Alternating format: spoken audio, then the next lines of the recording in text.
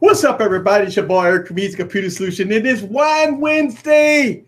Oh my God, we took 1 week off and people went ape crap about it, right? But we are back in the building. We can't never go away. We can't take a day off. We knew that, but we had to. It was Halloween last week, but I did drop a video and it's all good. Everybody had fun watching my video. I even had fun making a video. So what's up to everybody? This is your boy Eric from Easy Computer Solution. I got the lovely lady from Wine Wednesday in the building. But we're going to have one absentee today, and that's going to be Scrumptious Kimmy, a.k.a.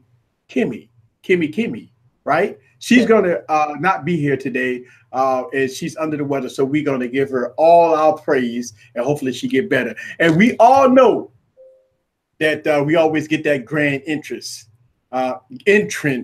from you-know-who. So we want to invite Ashley is in the building. What's up, Ashley? Hey, what's up, you guys? I missed you guys last week. I know. It seemed like a long time ago, didn't it? Yeah, it did. Oh my God, we took 1 week off, and how many people was hitting me up? I got so many people hitting me up on social media, say, hey, we're Wine Wednesday. I take my days off because of Wine Wednesday. And I'm like, I'm sorry. I'm sorry. But and also we got Catwoman back in the building. What's up? Yeah. Hi, everyone. Yes. So yeah, of course y'all know how Miss Emily does. She make her grand entrance. You know, it's early in her part of the town, so she'll be popping on, and hopefully we get it here soon. All right, guys. All right, let's start Wine Wednesday of the most exciting news of the week, of the year, of the past 4 years. Samsung been working on a foldable phone for a very long time. All the techies in the building, y'all guys know that Samsung been trying to do this foldable display, this foldable phone for years. We got a glimpse of it today, and a small glimpse of it. I mean, Samsung turned the lights out, and they left there and showed us a piece of it. They didn't even show us the whole entire thing. And so I got an image back here that I pulled off the internet. It's similar to what y'all guys see back here. I don't think that the bezels is the same, but it's similar to what we're going to see. Now the phone will be a 4.7 inch. Then it's going to expand out to a 7.3 inch or 7.1 inch phone. So let's talk about that in the beginning of this Wine Wednesday. Ladies, are y'all ready for foldable phones? I mean, are we at the era of foldable displays? Ashley, are you ready for a foldable Apple phone, an iPhone that folds? Like an iPad that folds into a tablet.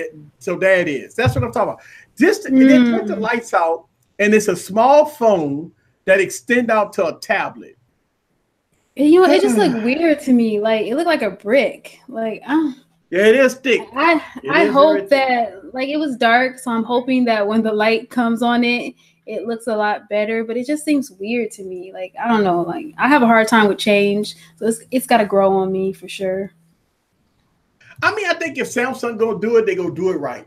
But I don't know about this product. I mean, it is thick. It got 3 displays on this. Well, 2 displays on it. You got one display that can fold. Then once it fold, it's a display.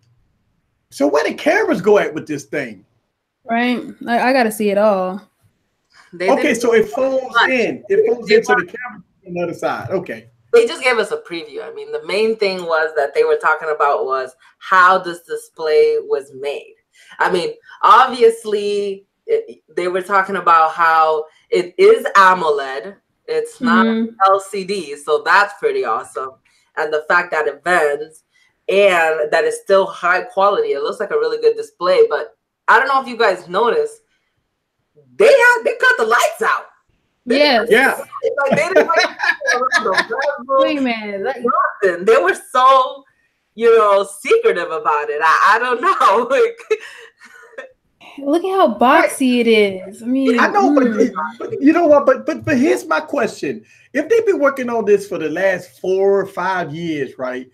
I mean, they should be ready for this technology. I mean, it should be ready to go by now, right? I mean, come on now. I like Samsung, but God, isn't this ready to go by now? Well, they've been dragging their feet, obviously, with it. And they can make up a lot of excuses as to why, but I think the main reason why they were dragging their feet was because they felt like they didn't really have any competition to come out with it. But then that Chinese company came out with it first, and Right. horrible. And then Huawei saying they're coming out with one, and now LG is saying that they're coming out with one. So they had to pick up their paces, and that's why I love competition, because those companies that are innovating, it makes them start to actually pick up the pace and actually give it out to the consumers. I'm pretty sure they would have dragged this out to 2020 if but here's the biggest question, Catwoman. Yeah. Do we need a foldable phone? I mean, do we need a tablet and then fold into a phone? I think we do. Yes. I think we do. Yes. Especially the way that they're making it, because, and obviously it wasn't Samsung who said it. It was Huawei that said, you know, the reason why people get other things aside from a phone is because they need a bigger display. Mm-hmm. Yeah, you can connect it to a monitor, but then you got to take you ain't going to take a monitor with you, right? Unless but Catwoman, are we seeing now Huawei has a 6.9 inch phone? They have a we got phone. Right. So we got 7-inch phones. But they're too thin. But the iPhone XS Max, that's a big ass phone. Same thing with a Galaxy Note. It's a big phone. Mm-hmm. So I'm just trying to figure out if the tablet is going to be 7 inches. Mm-hmm. They got 7-inch phones. They got 6.4 inch phones. It's not. Phones. They're too. They're too long. That's the problem, and that's why. If you guys checked out the new UI that they came out, they're trying to move everything to the bottom because you're getting stretch marks on your fingers trying to reach all the way to the top to grab stuff, right? Well, since we talked about stretch marks to the fingers, Samsung released their new UI. Well, not released it, but they talked about One UI. Yeah. All right. So Samsung Experience. Now they are doing something very good with Samsung Experience. They are taking some of the features, like if you had to scroll all the way to the top with your thumb, they're putting it now at the bottom. Also, like if you're reading your mail, they're putting it now at the bottom, or you're doing text messages and stuff like that. So it's doing the One UI is making it user friendly for the hand. Because we know phones will get big. It's not a complete fix because the screens are still too long. Okay, so the chat right now, they're kind of divided right now. So yeah, I see the chat. That we already have huge phones, and he agrees with you, Easy. We don't really need this kind of phone. Spectacular Gadgets. What up, girl? She said we don't need it, but there are people that would get it. I would if I could afford it. If I could afford it, like I would really need to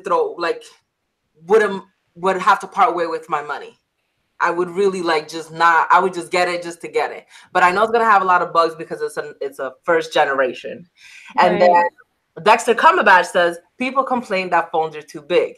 A 4.6-inch screen that you fold out to a 7-inch screen is the best of both worlds. And that's what I agree with. I agree with that it's the best of both worlds. So that way you don't have to carry around a tablet. You don't have to carry around a phone. You could do both at the same time. So, all right. So here's another question then. I'm playing devil's advocate here. Just say, okay, it folds into a 4.6-inch phone. If that's the case, you're going to utilize it for text message and making phone calls. So when you want to look at email and stuff like that, you fold it out and you have the best of both. And listen, here's the thing. If Samsung can integrate the pen technology, oh my God, if this thing got a pen slot on it, if this thing comes out and all of a sudden you got a pen come out this device and you fold it out to a 7-inch tablet and you're able to write on it with an S Pen, oh my God, I think that's going to listen. That you can market that towards business easy if it has the pen technology with DeX. You see, Samsung got to go all out with this one. Exactly. They got to have DeX. They got to have pin technology. They have to have. See, I would agree with you as far as the 4.6 that expands out to a 7-inch. Listen, take my money. I'm ready for that. But I'm thinking that Samsung may not put that technology in there. Samsung may not put that pin technology and save it for the Galaxy Note 10. That would be a huge mistake, because we hearing rumor that this foldable phone tablet is going to be upper tiers of almost close to $1,500 to $2,000. So, with all that said and done, I think that Samsung, for business users like me and Emily, welcome to the program. Hey guys, hey, Emily. I think that if Samsung do this pin technology and everything in between, it will be a monster of a sale. Except the price. If Samsung say, you know what, we're gonna crap over the whole industry and do it for $7.99. Psych, wishful thinking. Yes. So without further ado, I want to welcome Emily D. Baker in the building. Hey, Emily. Hey guys, how's it going? Hopefully my sound's good. Sorry, soccer practice Wednesdays. I made myself 2 cups of hot cider tonight. Ooh, yes. So we've got backups on the cider. I am making it be fall. I don't care if it's 70 degrees outside. Absolutely. It's going to be fall. It's going to be fall. I'm aggressively falling. I have sweaters with thumb holes. I'm basic and I'm aggressively making it be fall. Hey guys, great to see you, chat. I will be in there in just a second. It's what we've had a lot of tech happen since Halloween. Yep. Yes. Yes. And we've got Catwoman back. So good to see you, Ashley. The red lip is rocking. Easy. Your background's easy. You're just making it harder for the rest of us to look like professionals.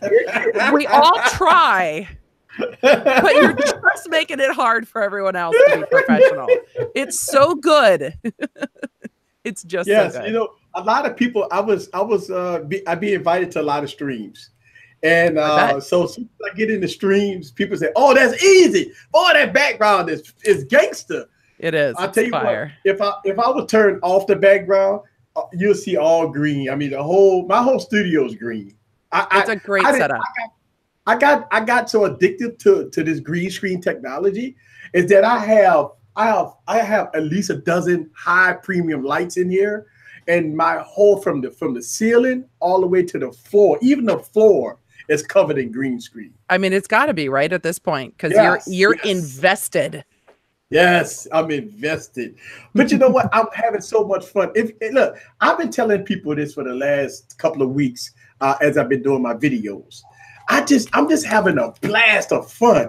It's not even like work. I mean, it's work, but it's not work to me anymore. It's like I'm making these videos now, and I'm just having a blast of fun. Shout out to Official Keith.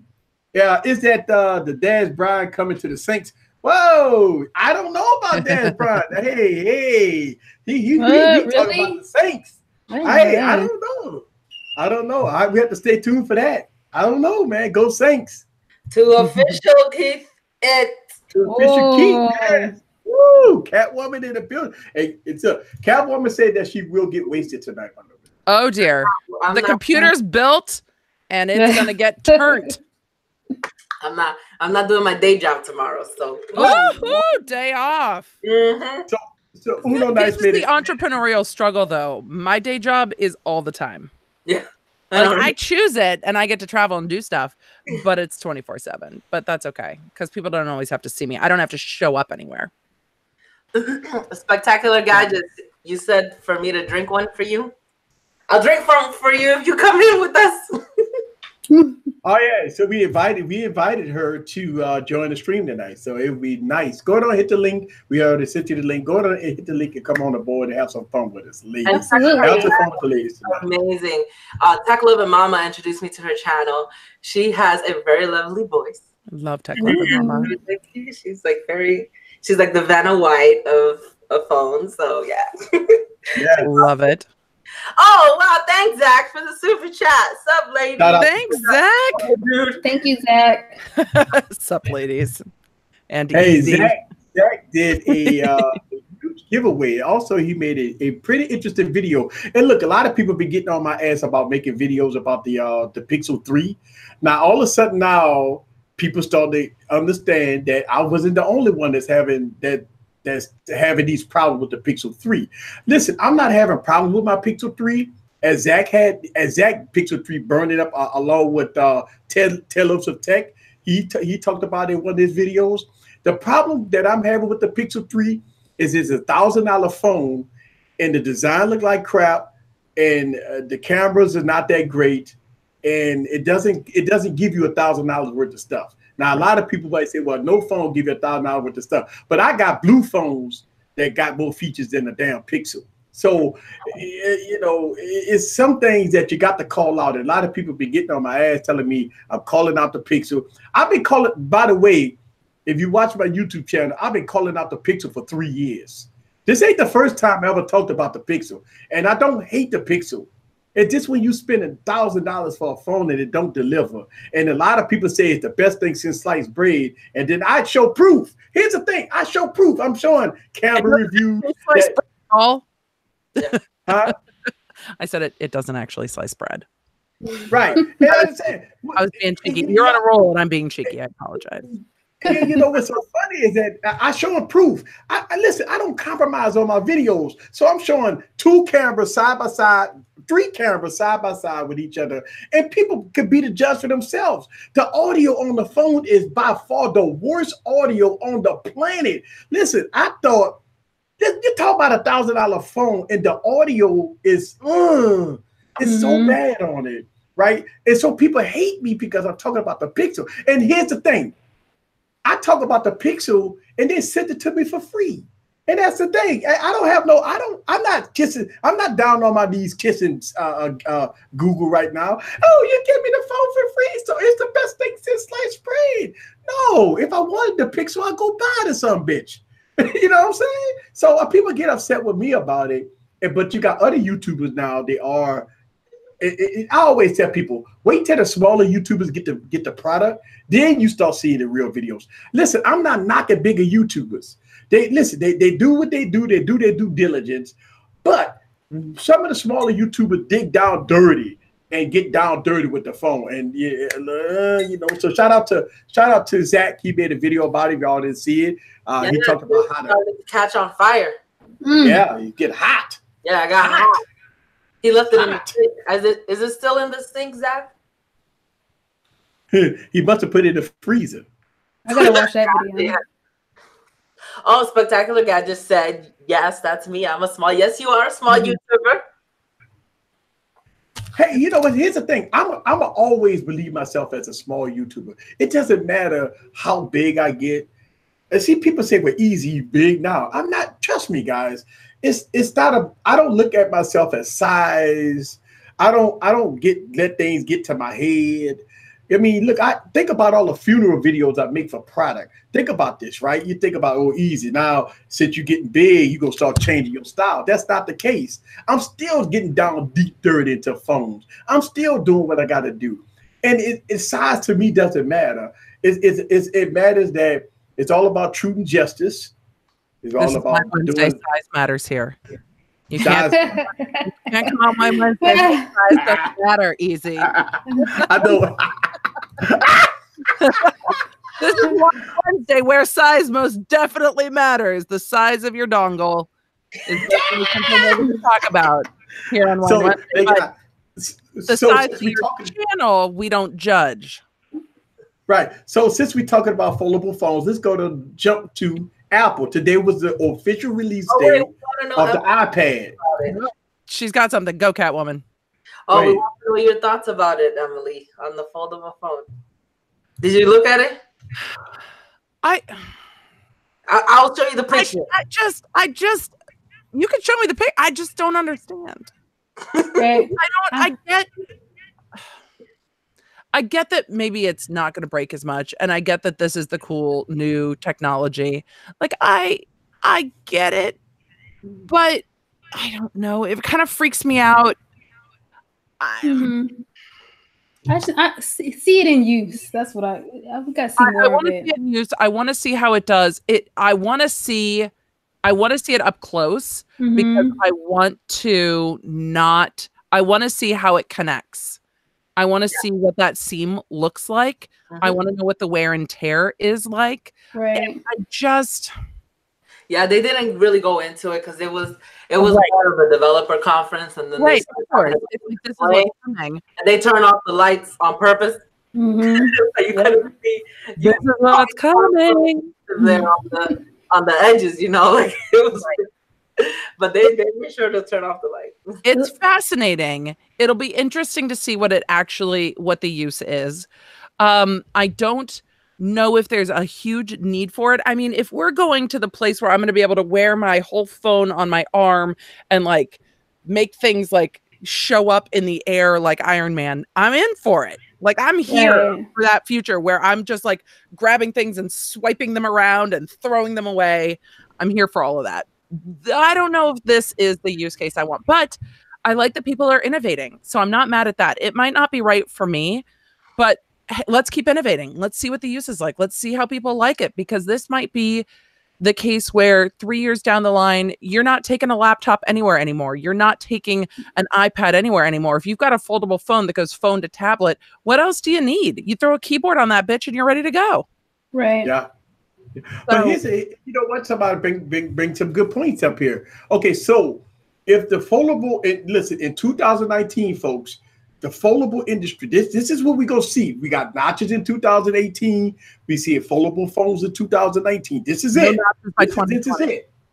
So by 2020, all the stuff that we got right now is gone. That's it. So the iPhone Max, the iPhone XR, all that crap is over with in the next 12 to 24 months. Canceled. Because we're going into the 5G era. We're going into foldable phones. So listen, I somebody hit me up in the comments, but not on this right now, but somebody had DM'd me and they told me one of the reasons why they skipped everything in 2018 is because 2019. A lot of people skip every piece of tech in 2018 because they know that everything in 2018 is irrelevant. Nothing. Because going into 2019, you're going to have innovation, a complete different era. We're going into, listen, guys, we are doing the transition into 2020. And it starts with 2019, foldable phones, 5G technology. We got the Nokia phone with 6 cameras on it. We going into a different era here. And so now, if you pass on everything in 2018 and save your duckies up, in 2019 and going into 2020, y'all guys going to see some spectacular stuff. Yeah, Zach Talks Tech said that 2019 is the year of the in-fingerprint sensor. It's already started. I agree. I think 2019 is the year of the F. The foldable phones, the fingerprint display, and everything comes in 3s. So we'll find out what the other F is going to be. Probably us getting fucked in the ass because the oh my god.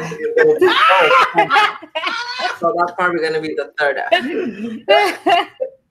Maybe it'll be fun. Get your pocketbooks ready. I'm like, get your KY jelly ready. Yeah, maybe it'll be financially irresponsible. That's the other F. The prices are financially irresponsible. I'm excited for it, but I know that I'm not going to get it. First, because I looked at Mr. Catwoman and he shook his head. And secondly, because I know it's going to be a first generation device. So there's going to be lots of bugs. So I'll see what they have next year for the foldable generation. Again, I'm not mad at people innovating. I want to see the use case. I want to see. I don't want to see people just going, "Oh, it's pretty." I mean, granted, that's like 90% of my channel. Don't judge, but I want to see how people use it. I want to see the 3-month reviews, the 6-month reviews. You know what? I don't carry a laptop. I don't carry a tablet. I don't carry an e-reader. This is the one device to rule them all. I need none of the other shit, because the less shit I have to carry, the better. Like, if I could travel without a laptop, without an iPad, and just a phone that gets big like a tablet. All right, so let me give you this is what I want to get rid of. Look at all these motherfucking cables I got to travel with. Cause I now you know, I be walking around with my my iPad, so I have to have the You walk around with your iPad? Well, it's in the car because I don't walk. But yeah. But here's the thing. Here's a good scenario. All right, and I'm gonna talk about the business realm, and a lot of y'all might agree with me. Just say, for instance, if you're a vendor and you got the foldable tablet and it's a phone, and then when you fold it out, you got everything you need, and you pull out the S Pen, you write your documents and everything else while you got the phone open. You got all your vendor information, and not only that, if Samsung does it right with the pen technology that should be embedded into this. Also, when you get back to the office or maybe you traveling with DeX, going from HDMI to USB Type C to a monitor inside the hotel room, along with a Bluetooth keyboard and mouse, now you have a full workstation. Now, I think this is practical because if you notice, a lot of vendors like Coca-Cola, or you see like when they come to my business, for vendor, they come with their big bulky iPads. Mm-hmm. Then they got an iPhone with them. So this can eliminate both of them just by having the phone. And then when you need to take notes or look at something, business savvy. Now, here's another catch. With VPN services, along with cloud computing, you can run Windows 10 in the cloud, with the 5G technology. Mm-hmm. So now you have a full-fledged PC going on. Yeah, or what if you could run DeX within the 7-inch? Exactly. What if you could run DeX? Exactly. That's the point. So you just like the Galaxy S4, the Galaxy Tab 4, right? That has DeX technology built in. Yeah. Now you're talking about getting work done. Now it makes it practical. Now for business, they add like an attachment like this, like the folio that I have for the for the iPad. If you could just do that, put your phone in here, do this. It would be so great. But because going on, because for this, where is my baby? Where's my baby? This is my baby because I'm tired of, I got fat fingers, man. These are fat ass fingers. This is my pencil for it, and this is an old one, obviously. My man doesn't complain. My iPad does. The big fingers. It's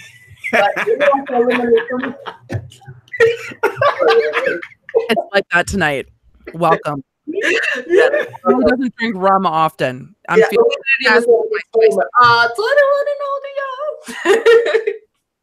But I think if you look at the business realm, this foldable phone makes sense. Mm-hmm. But they're waiting on Apple to do it. See, a lot of people wait for Apple to do it because that's the whole thing. Apple, listen, the Samsung go do it, and then 2020 or 2021, then Apple will do it. Because Apple go be 3 years trying to perfect it so they can come on stage, and Tim Cook will come on stage and say, hey, we are number one, right? That's how they roll. Like, oh my God, it's the greatest thing since sliced bread. And then everybody else is going to be like, Samsung did that shit 3 years ago. What? Y'all sheeple. What's wrong with you? That's what's going to happen. But here's another question. How do you put a case on that? You can't. But it's not glass, though. It's not glass. This thing ain't going to break. That's the whole thing. They use different. It'll scratch. It'll scratch, but it won't break. This because they're not using glass. It'll scratch. It'll scratch. You'll probably need like a plastic one. The only thing I'm worried about, and I said this on the glue. Elon, yeah, the glue will probably come undone while you're going like this. Right. Or you have what I like though is that while they were doing their presentation, they had a picture of a blue monarch butterfly in the background. So they beat us to the butterfly punch. Yeah.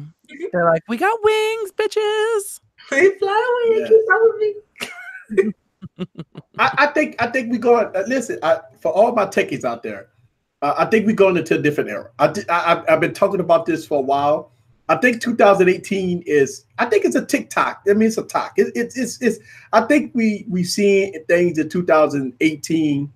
It's all about the specs and notches. That's it. Specs and notches right now. So in 2019, I think the innovation gonna kick in. This gonna be some expensive shit going on. Listen, this stuff ain't gonna be cheap.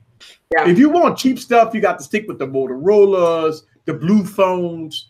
If you could import some Xiaomi and Huawei's and stuff like that. Now, don't get me wrong, Huawei with the P20s and the Huawei Pro 1020s, those gonna be some nice phones. But when we talking about the big boys like Samsung and Apple, obviously Apple's not gonna do it. You know, Apple will probably go with the Max for about 2 more years. All right. And so I think that, you know, at the end of the day, you're going to have some stuff going on. Now, we already had a Chinese company that made the foldable phone that came out 2 to 3 days ago, and it looked like crap. So Samsung made theirs, and let's see what it's all about, man. Like, for real. Yeah, I'm gonna wait for the price to go down. Get it on. But is it price? Okay, so the price gonna go from 1,500 to 1,200. I mean that's. I'll wait a year. Then I'll go down to like. So I see some people saying, shout out to Janine in the building, shout out to Multi, shout out to Hefe in the building. What's up with you? Shout out to Tanner Does Tech. Shout out to Tech for Your Needs, the moderator in the building. I don't know if Philly Tech reviews was criticizing anything. I see you deleted his message, but I read it and I don't think it was I don't know. I don't know if anybody read it, but I didn't think it was bad. Let's say Mark C said OnePlus is the future. You know what? That's a yes and a no. Yes, OnePlus is the future when it comes down to high specs, good price, give you everything in between. Now, OnePlus got a problem though. OnePlus got a problem. They're making their phones too good for a cheap price, but they make 2 phones a year, which the average consumer don't like that. So I think OnePlus has got to calm down, make me 1 phone a year and keep perfecting it. 2 phones a year it pisses people off, because if you bought the OnePlus 6, right, just think about it. If Apple did 2 iPhones a year, you got an iPhone 10, then you got an iPhone 10s 5 months later, you would be pissed off. The year that they released 2 iPads within like 10 months of each other, I was pissed. I was like, what in the hell? Like every year. I can't do this 3 times a year. I can't do this twice a year. Every year. That's all I got. All I got is every year. And with the iPhone, at least when they released Project Red, you know it's kind of coming, but it's just a color variant. It's not a significant bump. It's not a spec change. When you release an actual different phone, it kind of feels like a fuck you to everybody who bought the phone previously. Yeah, and that thing you jumped on and bought it.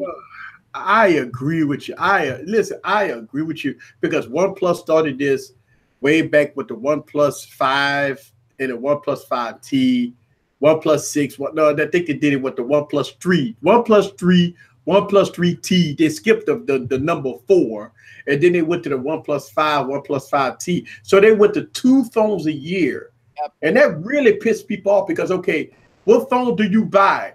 Do you buy the first version, or you buy the T version? If you buy the T version, just say, for instance, the OnePlus 6T came out last week. Now, going into February, in March, now you're going to have a OnePlus 7, which is about 4 or 5 months from now. Right. So do you even buy a OnePlus? Nope. That's the whole thing. So it's like, I mean, just think, if you wanted to get a OnePlus 6T in like December or January, what's the point? Wait 2 more months and get the OnePlus 7. So I think OnePlus need to calm their nerves, take a whole year and put a lot of technology in it, keep those price points, and keep on delivering the quality that they're delivering, because the OnePlus 6T is a great phone, but they need to deliver what they need to deliver in one phone and just keep rolling. Now, they can come out with new colors. Now, they do that all the time. Samsung do that. They always wait till 3 months later, then they come out with new colors or new variant. That's fine. I'm fine with that. Don't release a different phone. I'm fine with colors. It's don't release a different phone. Yeah. It's just, people are used to this TikTok cycle. I don't care when you schedule your tick and your talk within the year. It's like by June, people are like, I need a new phone. I'm like, don't you get a new phone now? Don't you get a new phone now? The things are coming. New things are coming.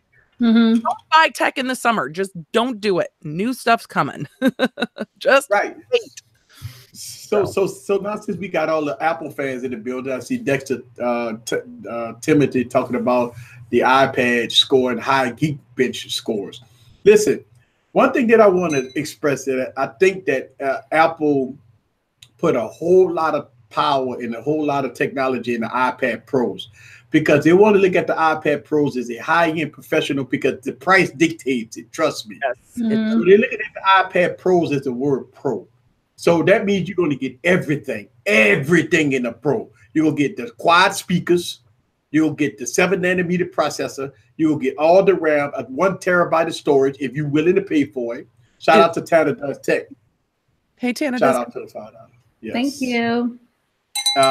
So you're going to get everything with the Pro. Now, a lot of people saying that is the iPad going to take over the Mac? No.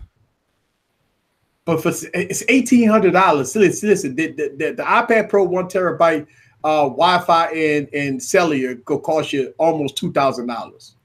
That's higher than a MacBook Pro. Well, then some of them, not then one with 1 terabyte. But it just depends.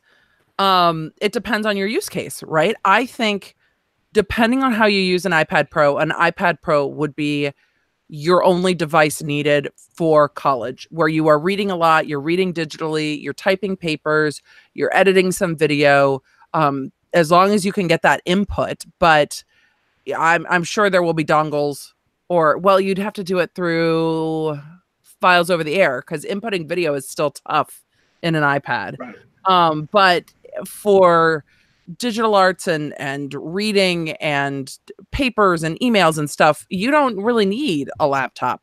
But when you need to input for video editing and things like that, you still really need a laptop. If you're just writing, reading, and doing those kinds of computing tasks, I think you can do it on this. I also think you can code a bit on the iPad. So it has some great uses. It just depends on what you actually need in your life. The thing that's kind of out is, do you get an iPad Pro and an Air Mac and a MacBook Pro and a desktop computer? I think the days of having all of the things are gone, because you don't need them all. You need to pick and choose your tech, because it's getting to the price where you can't just go buy all the things. Right. So you pick and choose.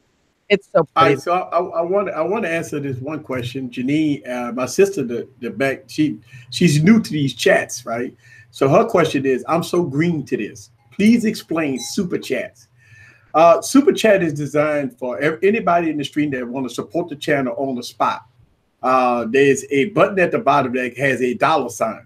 And for people that want to support this stream or support the channel, support what we do here, they press that $, and they can donate as much as they want. Also, if somebody wants to use a PayPal, there's a PayPal link down in the description below if they want to use a PayPal link. And I want to give a huge shout out to everybody that support the cause, that support everything that we do here day in and day out. Also every Wednesday when the ladies give up part of their day to come here and to enjoy themselves and have fun every Wednesday night. So it's an honor for me to do this show, by the way. So that's what super chat means. Let's see, Final Cut Pro. So all right. So Timothy said it doesn't have Final Cut Pro. So all right. So but did you see when they had Photoshop on there? Oh my God, Photoshop's beautiful. And a lot of digital creating that can happen for video editing. There's no good way to input and to edit video. Yes, you can do iMovie. Yes, you can take movies with it. And I've been at concerts and seen people hold up a fucking iPad to video the concert. I'm like, put that down. I don't want to just look into your iPad, but if you're actually making videos, you're not doing them all on the iPad. It's just not, I can't see it. I mean, maybe some people are, but I can't see holding up that giant iPad to video, or to put it on a giant tripod and try to video for YouTube and stuff. I just don't see it working that way. But Emily, I think it's coming, because I don't think it's there yet. Right, the iPad has USB Type-C. Wait, so do people use Final Cut Pro on iPad or no? No, No? you can't. It's no Final Cut Pro iPad because hey, look, let's to be honest here. Final Cut Pro was it probably going to come to the iPad, but see, they got the coding right. See, we talk about a mobile OS versus a complete operating system. See, iOS is a mobile OS. And we talk about Intel processors versus mobile processors. So you got to have different codes for that. And that's why it's taken so long for like Photoshop and stuff to come down to the iPad because they got to redo the whole program. It ain't like they can port it over. The whole thing has to be remastered from the ground up to go to a mobile platform. So, but here's the thing: we start to close the gap because now they're running Windows 10 on mobile platforms now. So we're starting to see the gap closing. Now we talk about iPads, but now on the Android side or even the mobile side of besides Apple, they are running Windows 10 on 845 and 850 processors. And that's mobile processors. So they are now changing the code. And that's a lot of code they got to do to start integrating a Intel processor type code to a mobile processor type scenario. So that's why. Right. Okay. Because you got to think about it. Go ahead. Oh, I was just going to say, I still think there are different uses. I still think there are people who love their laptop. I think there are people who love working on an iPad. And it really depends what you need out of your device and what your regular use is. I mean, I can see using an iPad Pro to travel with and not taking a laptop because you can do all the kinds of things I would do for work traveling, I could do on an iPad Pro, including, yes, filming some video if I had to. Yes, doing a live stream if I had to. I could do all of that from the road on it. It's just, do I want to own a desktop computer, a laptop computer, and an iPad Pro and an iPhone? I don't know. Because I love the look of those new MacBook Airs, man. Yeah. Woo! Oh, I love my MacBook Air so much. And the only reason I haven't pulled the trigger on getting a new one, and I was like sitting there with the order button, is I have to order so many goddamn dongles to go to USB-C at this point. And I love having an SD card slot in the side of my MacBook Air.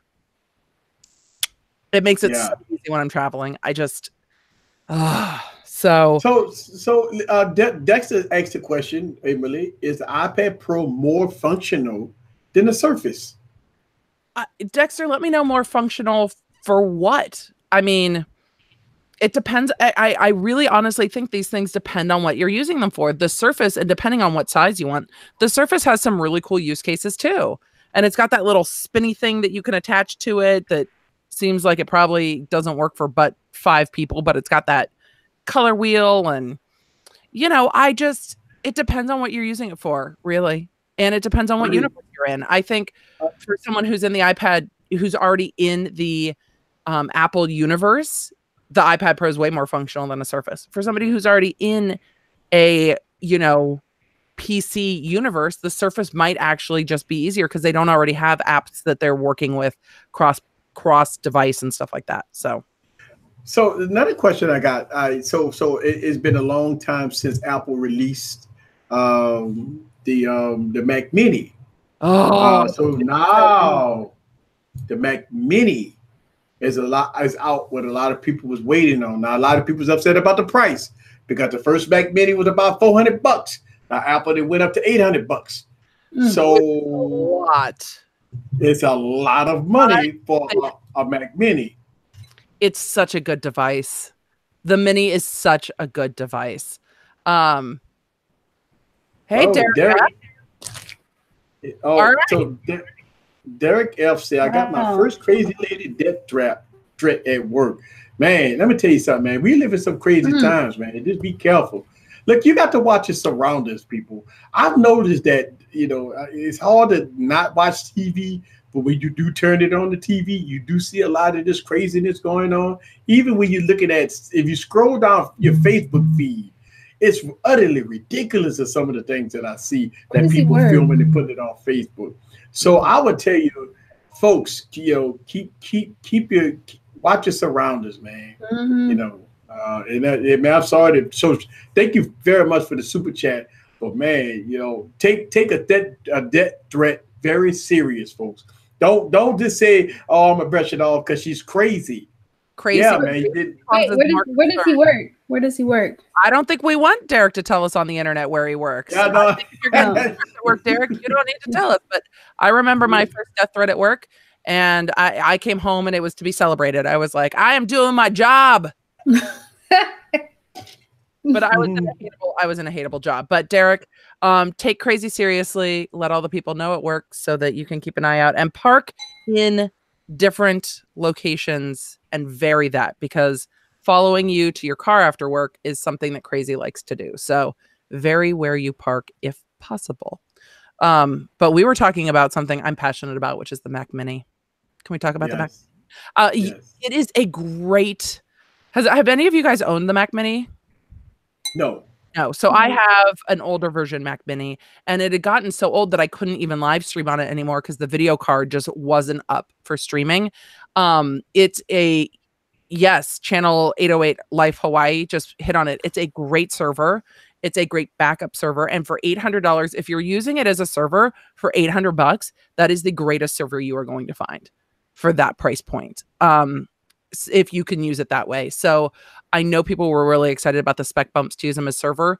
I also think instead of having a household computer, if you don't want to have an iMac, and what do the iMacs start at right now? I don't even know. I'm going to look real quick. But instead of having an iMac that starts above $800, you can they start at what? $1,299, $1,300. Yeah. You can get a Mac Mini, buy $100 screen at Costco, and have a great Mac computer if you want a desktop. And it makes it really easy to outfit offices and stuff in desktops, and then have a good backup server. I like it. I think it's a great use. The people who love them, love them.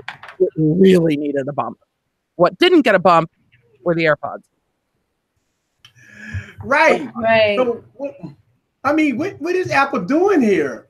I mean, we want the second generation AirPods, longer battery life. We want that. Yes.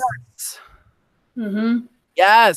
I bet you Apple's just going to drop, remember when they used to drop laptops like that, and all of a sudden there would be a spec bump and everybody's like, oh, hey, there's kind of new spec laptops. I wonder if that's just going to happen one day. Somebody's going to be on filings of the new AirPods. What? People already found new filings of the AirPods.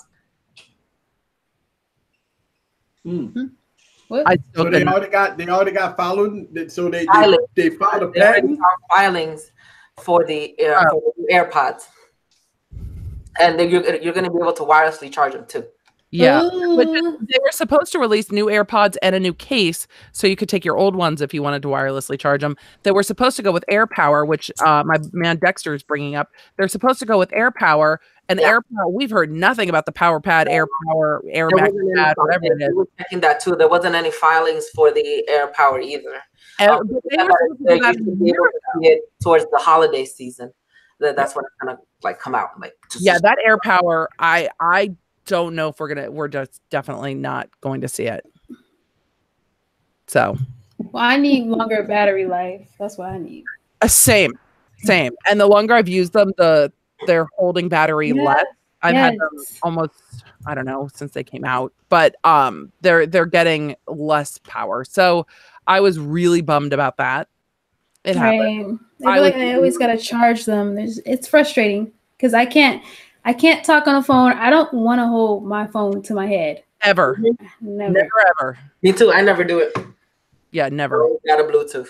Never. Always Bluetooth. Hopefully Bluetooth doesn't cause cancer, because then we're all totally screwed. But I've been trying to keep the cell phone away. I don't all up here. But I mean, maybe wired's better. I don't know. I love them. I would love to have them all in my ear all day long. I can't use wired headphones anymore with my phone. I don't like the attachment to them or anything. It's frustrating. When you're doing stuff around the house, this gets caught, and then it either pulls this out of your ears or pulls your phone out of generally your bra. Pulls it right out, flying everywhere. I don't have pockets in anything I wear. Even if you keep cursing, you're too young. You're too young to be cursing. I'm gonna fucking mute it. Call it hypocrisy. Good night, Eden. Eating, Eden. You and Emily fight every week. You can't win. This is love. This is love. I'm treating Eden like a little sibling. Eden, you don't get to curse. It's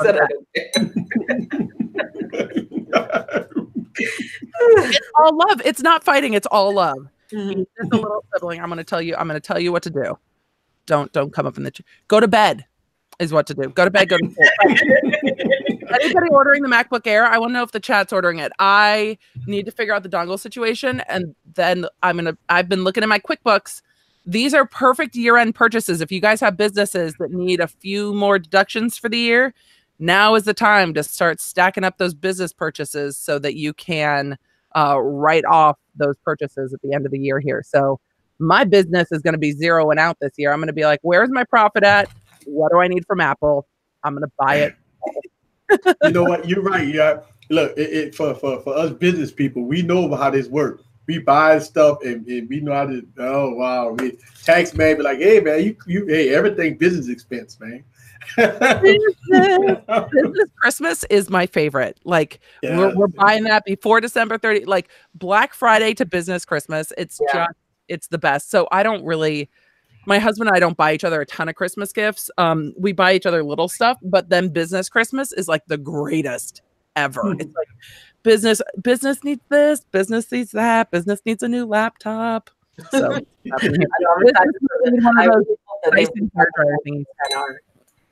Catwoman, I don't know why I can't hear you tonight. I'm sorry. I feel like I keep talking over you. I don't know why I cannot hear you. Is it just me? It might just be me. I don't know. Let me check it out. Oh, there we go. Now I hear you. Oh, I hear. Okay. That's what happened when you. That's what happened when you buy a brand new computer and don't know how to work the features. Oh. I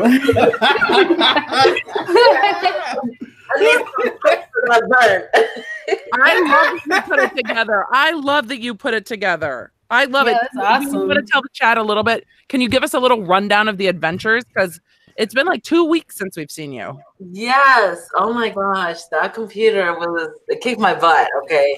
Because there's some stuff there. The last time I built a computer was in 2008. So it's been 10 years since I built my last computer. And I have it sitting over there.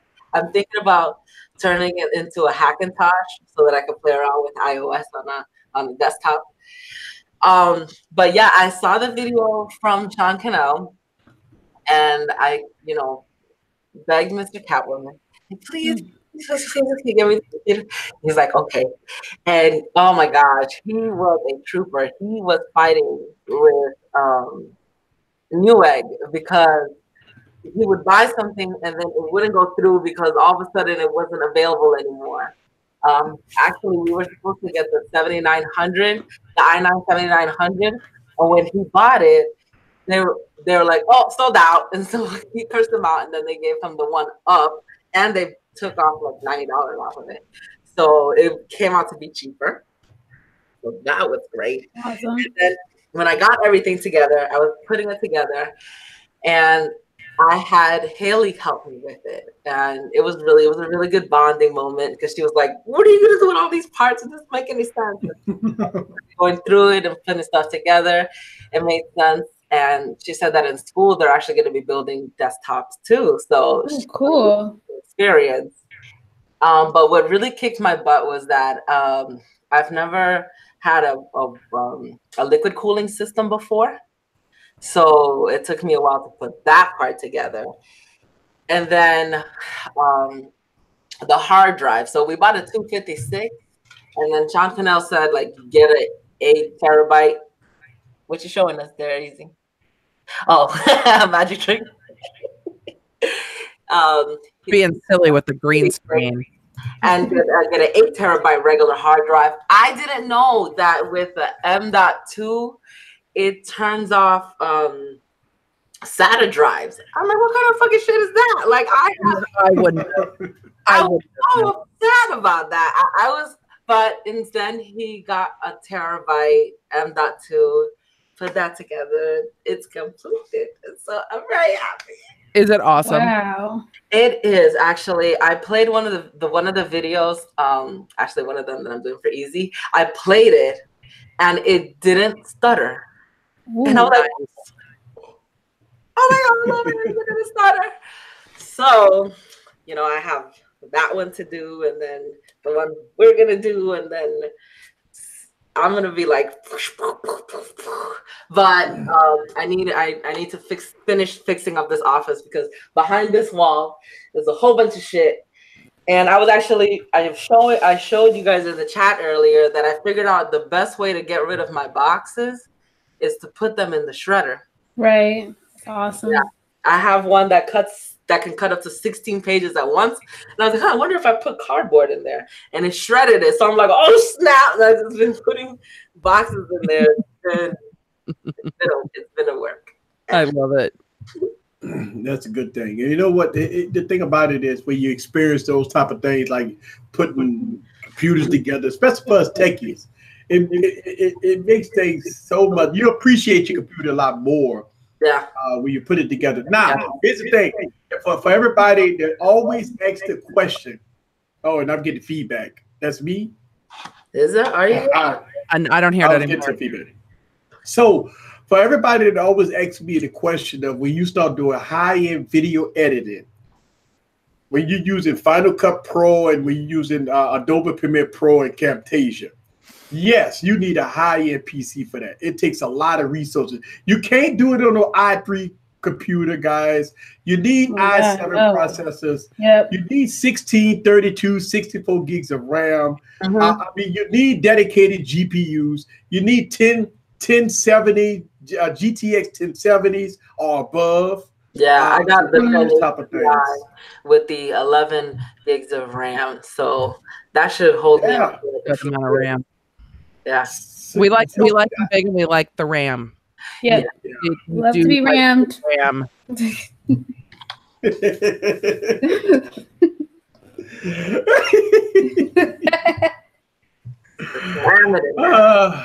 We like our tech and we like it cheeky. It's fine. It's fine.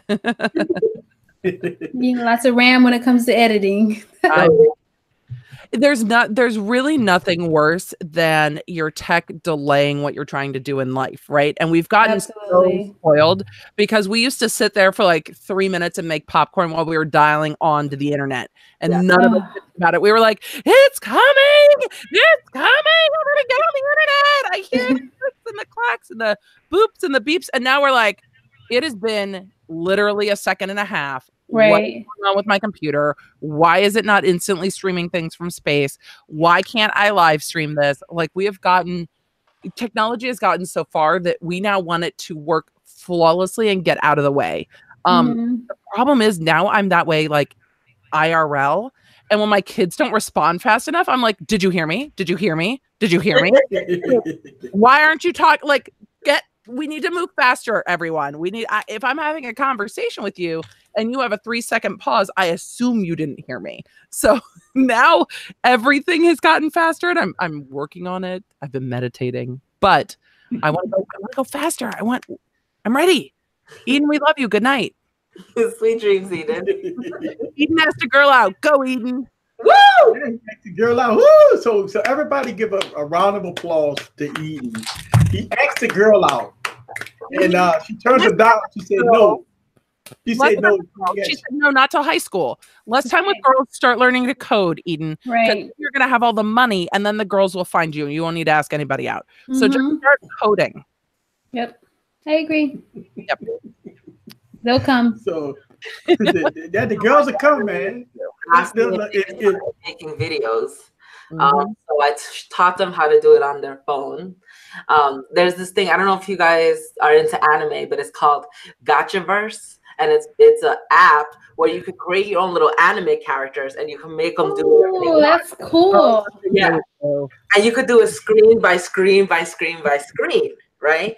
And so I taught them how to do it. I was like, so you do this and you turn on game mode, and then you press the record button, and then you stop the record button, and then you do it clip by clip by clip. So I showed them how to do it with Adobe Clip, and they were like, "Oh my gosh, I feel so bad for YouTubers that have been posting videos because I'm like, that was a whack story. And I'm trying to tell a story and it's so hard. Like they've been on there for like a whole week.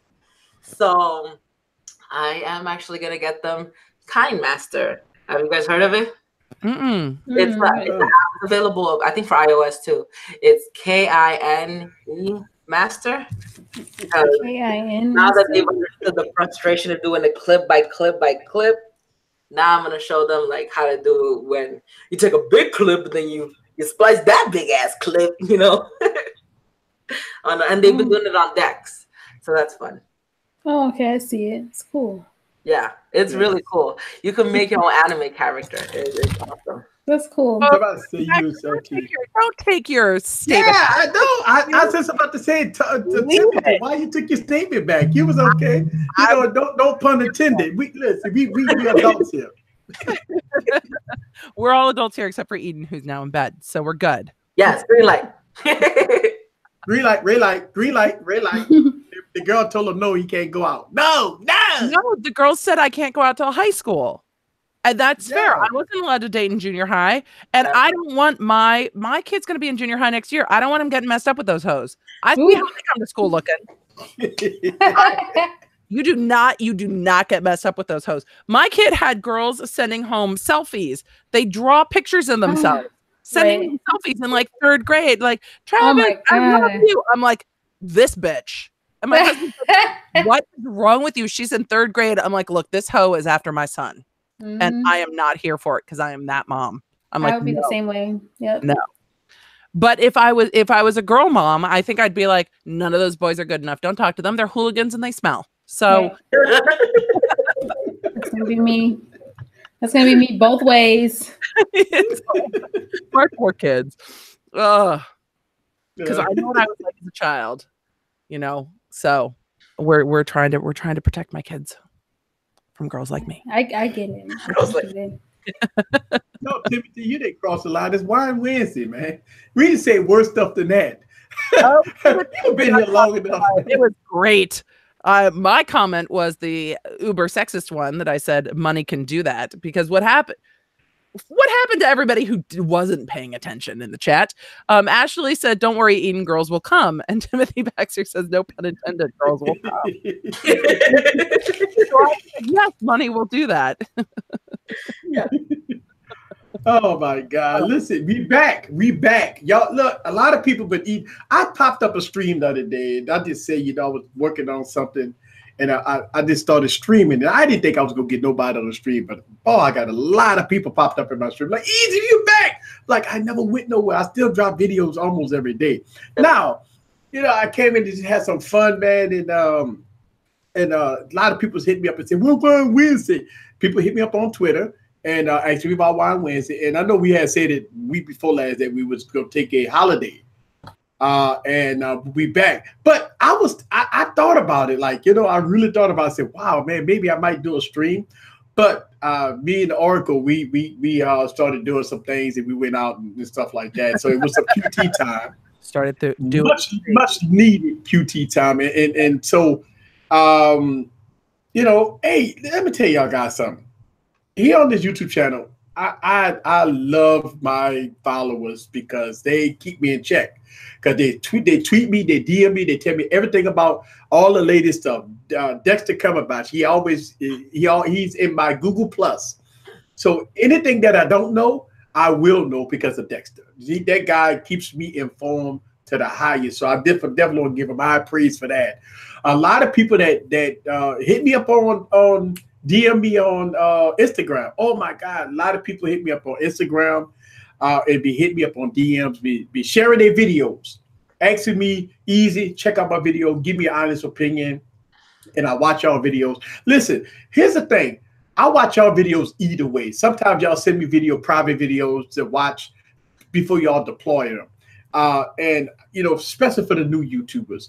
And, you know, I watch y'all videos. Y'all, I see a lot of good content out there. I say this in a lot of my videos, guys. Don't get frustrated over the views and subs, man. The algorithm is not on our side. You got to go into this as a fun. You know, a lot of people say, I want to make money. I want to make money. Listen, I've been on YouTube 4 years, man. So it's like a lot of people want that quick fame.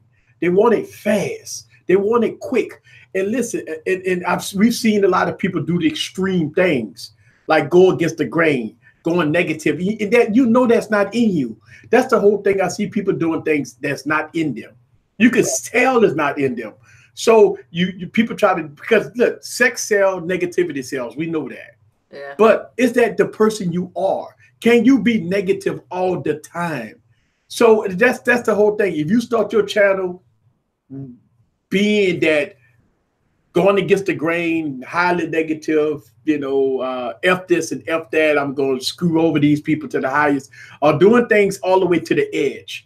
You know, try to make a viral video by almost killing yourself, or try to shoot a bullet at something at ping pong and try to hit yourself. Those type of videos, those people want the instant fame. They want to be big so fast.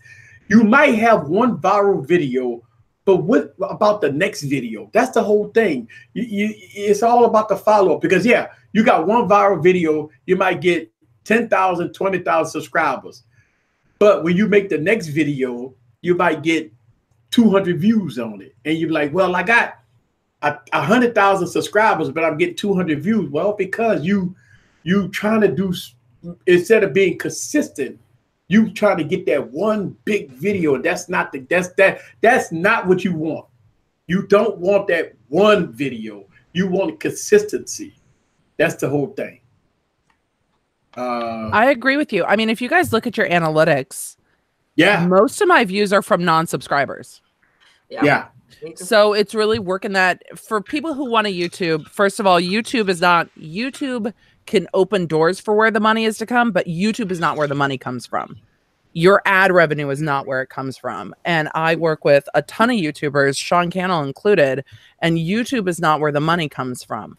YouTube opens those doors. YouTube builds your authority, but you have to build in something for yourself, because eventually YouTube is going to, not eventually, YouTube is going to keep changing. I'm looking at the laws that are coming in 2019 and 2020. It's going to get even harder to do this. Use it as a repository for content to build your authority about what you do, and use that to leverage opportunity. That is how you grow. Don't worry about your subscribers. Once you get to the point where you can monetize, it's great to monetize. It's helpful to monetize, but there are other ways to earn money using the platform of YouTube to leverage. So you have to have your own website. You have to have somewhere to send people to. You have to start capturing people on an email list where you can access them. And everybody's like, email's dead. It's not dead. If YouTube shuts down tomorrow, you still have your people that are your fans. You can still throw together a meetup. You can still sell them a book or merch or a one-on-one consulting session or whatever it is. You can still do your thing with them.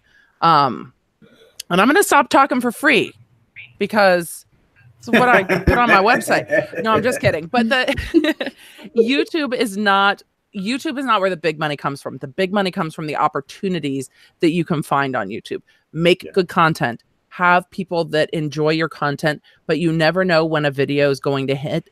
Be ready before it. Have your website ready before it. Have somewhere where people have a customer service email where people can reach you before it.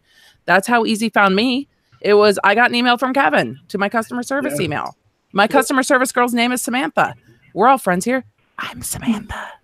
90% of the time I answer. I have another team member that sometimes answers, but 90% of the time I'm answering my customer service emails. And I'm like, you know, Emily doesn't really want to do a collab unless her subscribers are also going to get a discount. So she's not going to feature it on her channel unless you also give a coupon code. Like, because it's not me that needs to negotiate it. It's my people. You can have people get a Google G Suite account, and you can have all these alias accounts. Yeah. It's great. Online business is fantastic, but it's going to keep changing. And trying to find one platform where you're going to make money is not where it is. Trying to find a platform to build your authority is great. And YouTube's perfect for that, but you have to make money in other ways.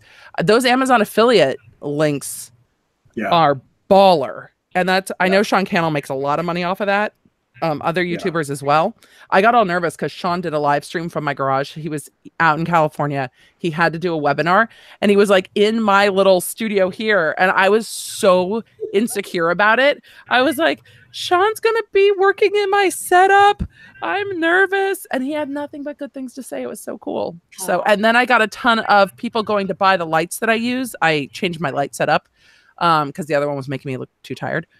And a ton of people off that webinar went and hit up my Amazon shop to get the lights that I use for my streaming setup. So, you know, if I didn't have that already set up, I would have lost that opportunity because I didn't know people would be interested in that from a webinar someone else was doing in my setup. You got to get ready. And you know what? And that makes perfect sense because, like, for me, I have got at least 10 affiliate links or more. I got a merch shop. Yep, all right? do it. I have... oh my God, I got so much that outside of YouTube where you make your income at because, you know, if you think about AdSense, you gotta think twice about that type of stuff. But you make all your money by websites, clicks on websites, and getting with different companies that will, you know, advertise on your website for ad clicks. Okay, so that works too. You got your affiliate links, Amazon, you got all kinds of different affiliate links, stuff like that. And you put them in your description and listen, people that want to buy something that you talked about in your video, they buy it based off of the link because it's a direct link to the exact thing that you're showing on your channel. That's the key. The exact same thing that you're showing on your channel. They will buy it. And you get a kickback off it, and that's what it is. I mean, listen, we work hard to put the video out. Yep. We don't make no money on YouTube, but if you purchase that, we don't make a lot of money on it, but collectively, you make money on it. It builds, and it builds. Yeah. So that's the key to success. Listen, I could probably charge people to give them advice about how to make money on YouTube. It's not about the money on YouTube. It's about what you selling and what you presenting and what you can do, you know, websites and stuff like that. So, you know, for a lot of people that starting off on YouTube, listen, here's the thing, folks. They got people that work on the job for 40 years for a retirement check, and they still don't get rich. So you have to think about that. If you're going to do YouTube, you will not be rich in 1 year, 2 years, and 3 years, unless you do something stupid. And that still don't get you rich. So even the people doing something stupid aren't getting rich off of YouTube. It's all the other stuff. Yeah. It's all, it's selling the other stuff. And it depends on how much you are willing to sell of you. If you are the Kardashians and you want to sell all of you, including a video crew in the delivery room while you're pushing children out of your hoo-ha, you're going to make different money than if you don't want to sell all of your soul and your life. It's a girl. Courtney pulled that baby out of her crotch and put it on her chest. There was a fucking film crew there. Pulled it right out. I watched it. I watched it too. Mm-hmm. I watched it too. So it depends on how much you want to sell, and it depends what you're selling. If you have a channel for fun, enjoy it. Don't worry about it. If you have a channel that you want to grow because it's growing your authority and the thing that you're talking about, grow it, but also grow your website. Put on a Acuity link there. Let people schedule calls with you and pay you some money to have you on the phone. I mean, that is one of the easiest ways to start building an online business. But YouTube's a great place to build authority. It really is a great place to build authority. And it ties in so well with Google that YouTube's not to be ignored. But you're not just going to make money doing just Google. You have to implement other streams of income and other strategies to make that money. And you can do it. And I'm going to get off my soapbox and get back to my rum. Timothy Baxter saying PewDiePie gets pretty rich off of YouTube. PewDiePie has 27 million subs or something. Ooh. So let's talk about how will be 60 something, 60 million. You know, I would be scared to have that many subs. Like, I don't know. But let's talk about how PewDiePie makes money. Once you get to a channel that big, people are auctioning and bidding for the right to have ad space on your channel. Yeah. People are paying for sponsorships. So you're not you're not relying on AdSense. But when your views are that high, yes, AdSense will add up when your views are in the hundreds of millions. Right. But it's now people competing to advertise on your channel, because now you're basically selling Super Bowl ads, right? You're selling ad space on your media network when you have that many eyeballs. And the thing about YouTube channels that are curated, even Easy's channel, you've got, what are we at now? 17, 18,000 subs, 20,000 subs? Where are we? Oh, I've got 20. I don't 20, know. Somebody tell me. I 5,000. I lost your channel's been growing so fast that I've lost track. My channel is growing real fast, but you've got 25,000 curated eyes. You've got 27,000 viewers in a certain age demographic, in a certain gender demographic. I'm sure your channel skews a bit more male than, for instance, my channel. 26,000 subs.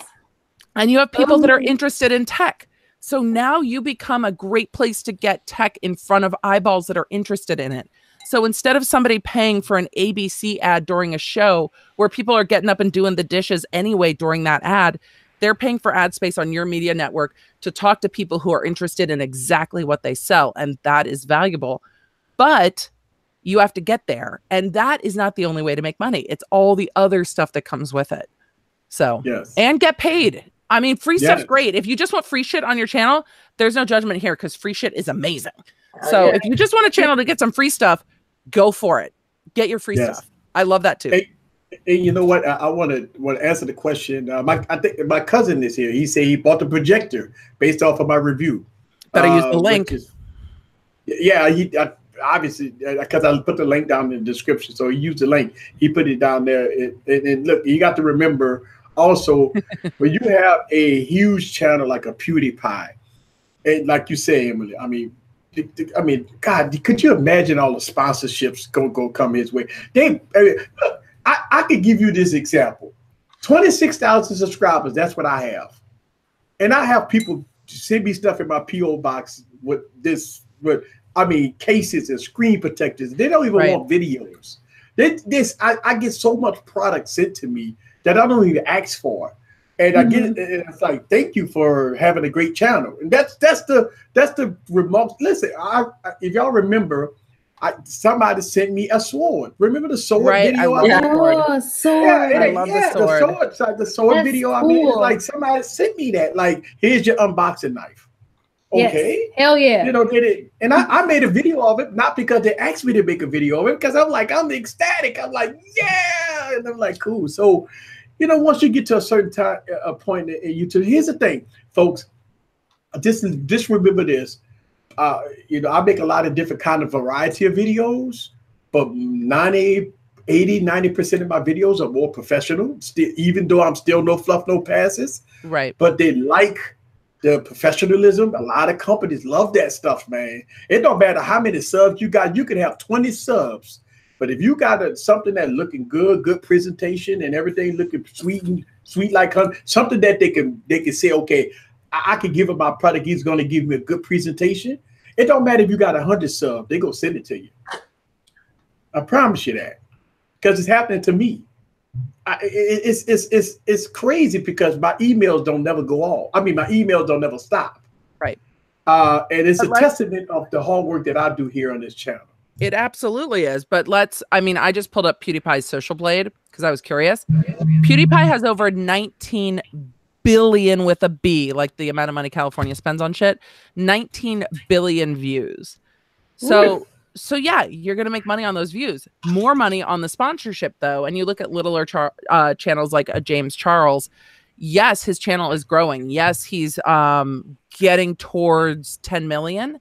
But he's getting sponsorships with big makeup companies because the beauty boys are like where it's at right now. So those are what's paying for the new house. That's what's paying for the new Tesla. It's the deals with Morphe and the products. It's not the AdSense revenue. Yes, AdSense is great, but that's not what it is. So don't focus on the subs. I know it's hard because vanity numbers are super fun. Don't focus on the subs. Make good content, get the views, work your keywords, play the game, and then take advantage of the opportunities that come. Well, I can tell you. Go ahead. Huh? Wait, I reached my 4,000 watch time hours last week, but I don't have the sub. You go, girl. But I'm like, oh, people still watching my shit. I haven't posted in 5 months. I gotta post something. Hey, y'all in the stream, y'all in the chat, go sub to Catwoman's channel. Like, go give our girl some love. Catwoman, put your link in. I think everybody's already subbed it to me that's in here. Hey, we got people. Put your link in. Go sub if you haven't. Share it. Yeah, share it. Sharing is caring, man. Yeah, and the thing about it is, a lot of people when I first started YouTube, I went into it with the wrong. I went into it wrong. Believe me, a lot of people ask me when I started, and I made videos about what I did in the past. I made a lot of mistakes, man. My first year in YouTube, I thought that by buying everything, buying all the product, buying this, buying that, my channel was going. And I told my wife, "Don't worry, baby, my channel gonna be 100,000 subs in 1 year." And I was fooling myself because I didn't know how YouTube worked. I didn't know how the algorithm worked. I was posting nice videos and I was getting 20 views on it. So it was frustrating me. So I'm saying to myself, wait a minute, I ain't getting no views. I was doing live streams. I remember doing live streams with one person was watching, and it probably was me. I was probably the only one that was watching me because I had my cell phone on. So I seen one view. So I'm like, and I did a whole live stream like I had 1,000 people on there. And that's the whole point. And I stay consistent with it. And, you know, I work hard, I grind hard, I do what I have to do. And I continue to fight the fight. A lot of people disagree with some of the things that I do and say, I'm okay with that, man, because I'm not here to please everybody.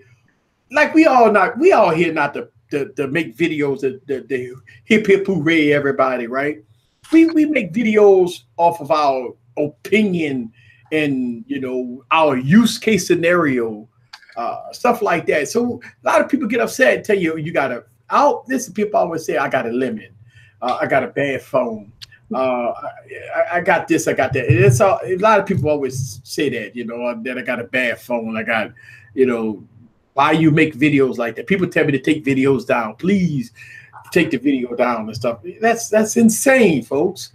You know, and I don't put, listen, one thing that I don't do is I don't be involved with YouTube drama, talking about other people, going on Twitter, talking about people. I don't do that, man. People talk about me, I don't clap back.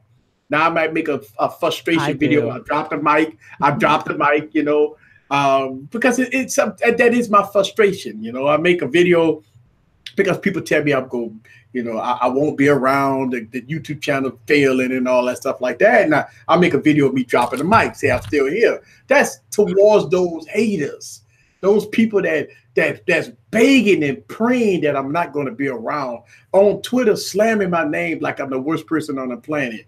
That drop the mic was for those people. You know what I'm saying? I get it.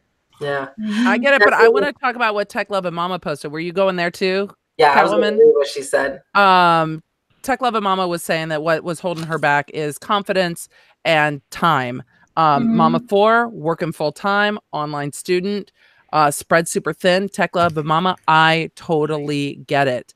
My suggestion, I'm going to let everybody chime in, but my suggestion would be pick one platform and grow there. Not Facebook. Facebook's algorithm has changed and it is so unfriendly to business, and you can't do business on your personal page, and they're shutting down personal pages. But blog, great place to go. If you want to get better at video, Instagram stories are a great way to start getting comfortable on video. They're short, they're quick. You can delete them right after you film them and put up another one. You can use filters. They're a really easy way to start documenting your life, and they've replaced vlogging, basically. Everybody I used to watch on vlogs, I now just watch on Instagram stories, because it's really in our age demographic. It's really the platform that's taking over. So pick one platform and grow it. And if you have time to put stuff up on YouTube, fine. If you don't, it's totally okay. Do it on another social channel that doesn't require the quality, because YouTube is starting to require that quality that takes time, where Instagram doesn't. Instagram stories don't. Pop on Instagram Live and unbox something and talk about it. It's great. Yeah. So if you think that Instagram is too overwhelming, go to Snapchat. Nobody's there. Nobody's there. They're all on Instagram. You don't have to worry about, you know, too many eyes watching you. but it's fun. You know and it's different than YouTube, but it's a good place to build confidence. YouTube, though, lives forever because I have videos from a year ago, you know, that still get traction, still get comment. And that's because the keywords are good. So that's whatever you do online, work your keywords. That is my soapbox. Ashley, I want to hear what you have to say. Sorry, Easy. Women's takeover. Well, my thing for Tech Loving Mama is like whatever you're afraid of and whatever you want to do, just do it. Like, just go out there because there's so many women that are moms that are going through the same things that you are that want to hear that want to see it, and they want to relate to it. So if you put it out there, there's so many women that are going through the same things. Be the voice, be the change, and just go for it. Yeah. And I talk to Tech Loving Mama almost every day, and she always is just amazing, especially when it comes to tech. And she revives tech and stuff like that. And I'm always like, do it, or you know, just do it. And I'm starting to see that she's putting her name out there, and she's taking baby steps.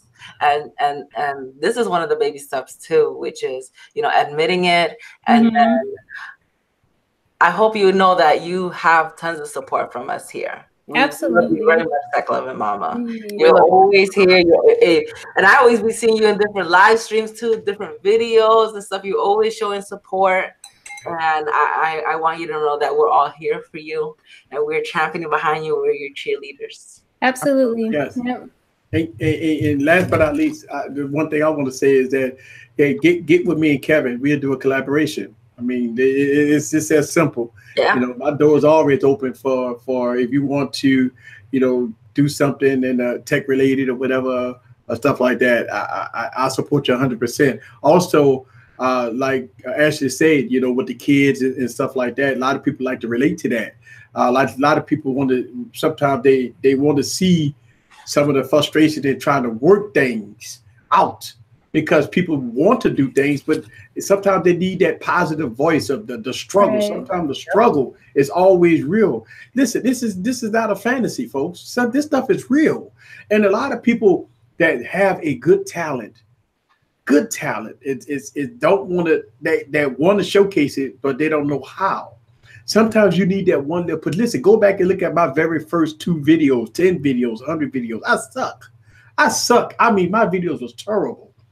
But I kept the fight. I mean, we all had terrible videos when we first started. My quality was bad.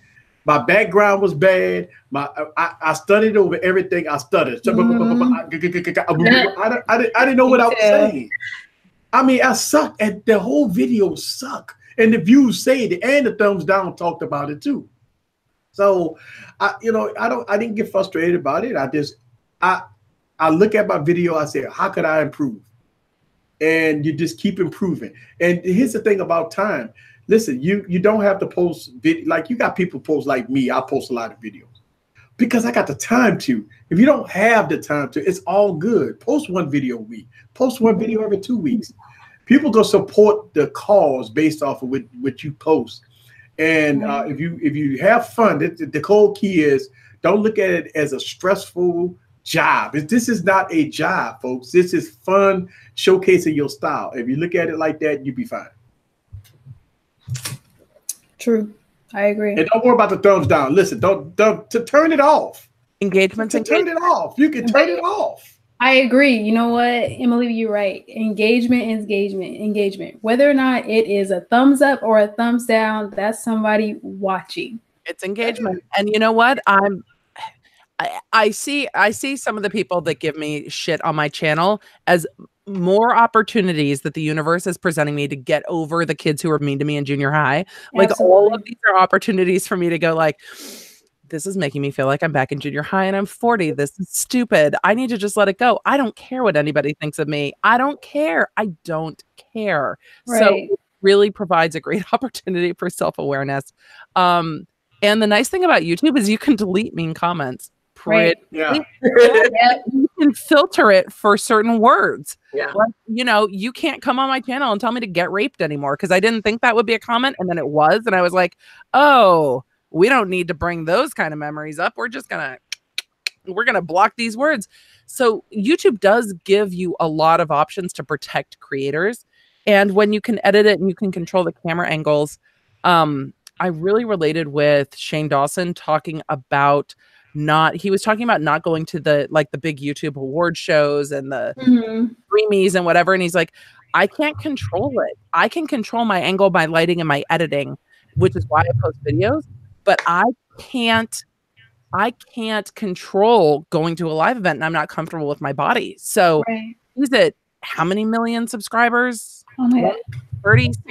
I love Shane. Oh my God, I love Shane. Love him too, but he talks about his body issues. He talks about being uncomfortable on camera, and he still wants to share and connect.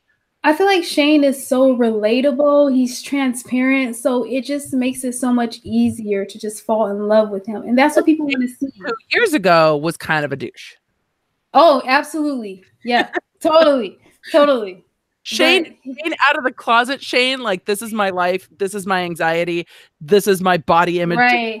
That is the Shane. I'm like, get down, Shane Dawson. Tell me about it. But you know what? Like, coming into the 30s is like so much more clarity in yourself. You don't have all those things that are weighing you down of trying to be accepted and stuff like that. You are who you are. You love who you are, and you just grow from it. And I feel like that is Shane in his 30s, and I absolutely love it. He calls himself the grandpa of YouTube, and I'm like, bro, I am literally the oldest bitch on YouTube. But I love that I'm starting to see, and I'm starting to look for the like mature skin beauty YouTubers. And there are a lot of YouTubers in their 50s and in their early 60s talking about beauty and image and gracefully aging and what it's like to parent older children. And I love seeing all of it. I really just love seeing how other people live their lives. You want to show me how to organize your kitchen? I'm in. You want to show me your skincare routine? I'm in. You want to show me what's in your purse? I'm in. You want to unbox a box of shit that you bought from Amazon? I'm in. Like, I am in. I love seeing how people live their life.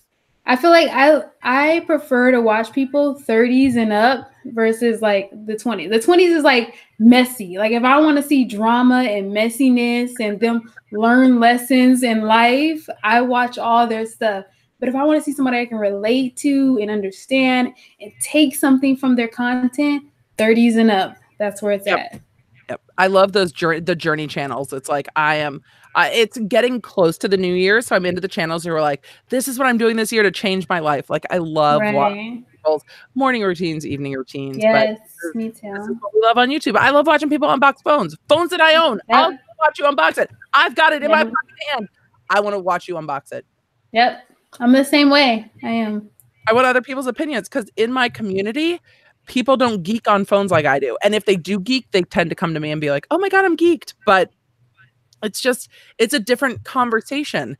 You don't get to pick, a drop off when you're talking to other moms. You don't get to be like, no, swipe. I want to talk to the mom who wants to tell me about her skincare routine. I don't know what that is, but that's what I want to talk about. So that's why I love YouTube. You get to talk about what you want to talk about. I'm rambling because I get you. Rum. I get you, Emily. I get you. I'm the same way. My face is getting hot. Like because I've been drinking. Catwoman, how you feeling? I changed my shirt. You said you were gonna drink. You said you were drinking. So and then the drink exited me. When I was like, BRB. My daughters were like, you need to stop drinking, Mom. And I'm like, I'm just gonna I never think. And Shane is up to 19 million subscribers. Wow. Damn, that's awesome. When I started watching him, he's like at 10. That's amazing. Yeah. So it's just, and I think the thing he's done well is collaboration, which is something that Easy does well too. That's what we're all here about. Collaboration really does grow you in social media circles because the professional YouTubers, they all live in LA in this little cluster. There's like these little clusters of YouTubers that all live near each other and they just all work together. And so you start following all the channels because you want to see the whole story, and the story's broken across channels. So if you're following Shane, for example, I don't know if that's probably not our chat room's demographic, but if you're following someone like Shane, you're also going to be following his boyfriend's sister, his friend, met on Tinder who he was dating, but then I follow them all. I follow them all. I follow Rylan. I follow Morgan. I follow Garrett. Yes. Garrett's crazy. I fucking love Garrett. Yes. I follow all of them, and I started following other people who came into their videos because I was like, oh, I've never heard of you. You do like Taco Bell mukbangs. I'm in. Oh, yes. You know, let me tell you guys, I love mukbangs. I want to see the food unwrap. I want to see the eating. I want to see it all. Pat, let us know if this is your secret pleasure as well. It's like if your secret pleasure is like mukbangs and like ASMR videos. I want to know because I know the type of food they eat, because I don't like ASMR videos. I actually tried an ASMR video once, and then I got scared because I was listening to it in the dark. I had to turn off the light. Different reaction. I had the headphones on, and all of a sudden I just hear crunch, crunch. Oh my God. Somebody's eating my bowels. Let me turn on the lights. You know what I want to hear? I want to see an ASMR video with like somebody eating like chicharrones. I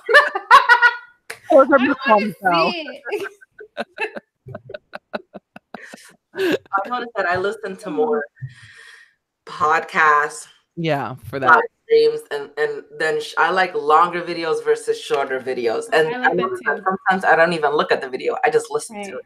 And you're the exception because most people are in that like 3 to 6 minute like get in, get out. But I do like if it's a YouTuber I like, I will binge watch, and YouTube's algorithm really does support binge watching. So all YouTubers now we're talking YouTube biz, not tech, but all the YouTubers now are starting to put out multi-part episodes and people will wait and then watch like all 3 parts at once because that's what we do with like Netflix and stuff. We're trained to see parts and watch them back to back, and the algorithm really loves it, and then we'll push your channel more if people are watching like part 1, part 2, part 3. I have a suggestion for people who make videos like that, because what's annoying is when they start from the latest down. I like videos that start from the oldest down, so I can start from the beginning of it and then work my way backwards. Right. I don't know whose idea was it that the standard is to do it from the latest back, but then I find myself like have to actively skip to the next one, but it's really it's confusing. I wish that people would do it that way. I agree.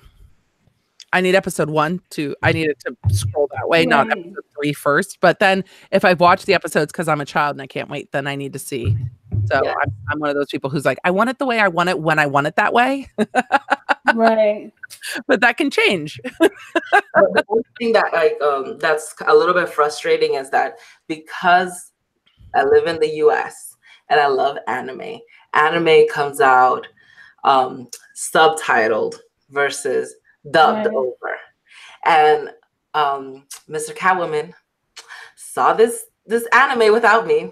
It was subbed, and so I actually had to sit there and read, and I'm like, oh man, I wish it was dubbed, but I didn't want to wait till next year to watch the new episodes that had just come out. And then it was for Attack on Titan season 3. Oh my God, that show is so amazing. But that's the only thing that I would actually have to like watch if it's something that's in a different language and it has to be subtitled. No, I generally just listen to stuff. Though lately it has not been YouTube. I have a bunch of stuff I need to go back and catch up on, but I got caught into something on Hulu and it's just like episode after. I'm like, God damn it. When I get stuck on something, I need to remember to look at how many seasons it has because I'm now stuck and it's like 7 seasons, 22 episodes a season. It's like when my husband started watching Friday Night Lights. I'm like, God damn it. You've committed us for months and you didn't even talk to me about it. It's a million seasons. And all of the episodes. So I got sucked into some network TV. But that happened to me when I started watching Grey's Anatomy. Yes, I went the first season. Oh my God. I got hooked on Grey's Anatomy. I have to admit something. I've never seen Grey's Anatomy. What? I know, and I know if I watch it, I'm gonna be glued in for a year. There is so much Grey's, but Shonda Rhimes is a goddess. Oh, she is, yes. She is my spirit. I want her to be president. I also want her to be my best friend. Did you guys watch Scandal? Yes. Yes.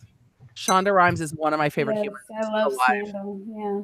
Yeah. But Grey's is a fantastic show. It just is. There's so much of it. It doesn't. I think I'm gonna binge because like I binge watch. It's a lot of binging. It's a lot. I'm a dedicated binge watcher. Like I will watch Friends over and over. I've watched all 10 seasons of Friends over and over every year. Like that's what I go to bed to. If I could do that, I could do Grey's. You can start Grey's. I think we're on season 15 or season 16. Yes, season 15 or 16. I started Grey's Anatomy when it was at season 10. Okay, so I can do it then. If you can do it, I can do it. Yeah. I love Grey's. I need to go back and catch up, but I'm traveling next week. I actually won't be here on Wine Wednesday next week. I will be in Tennessee, but I'm traveling to Tennessee, so I started watching Nashville, and it's just so drama. The fuck in. I heard that was good. It's so good. Unless you if country music makes your ears want to bleed, you can't watch it because it's a lot of music, but the music in it's actually really good. I love country. And I've just been sucked right down into it. I could watch it. I've been waiting to watch Black Mirror. I want to binge I want like a weekend where everyone leaves me alone and I can just binge Black Mirror. Yeah. You have to be left alone. It's like it's something that you have to watch. You can't just listen to it. Oh my God. You guys are putting more shows in my head. I'm gonna do it though. I'm gonna do it. So can I give a minute for my Starbucks cup? You all unicorn colored.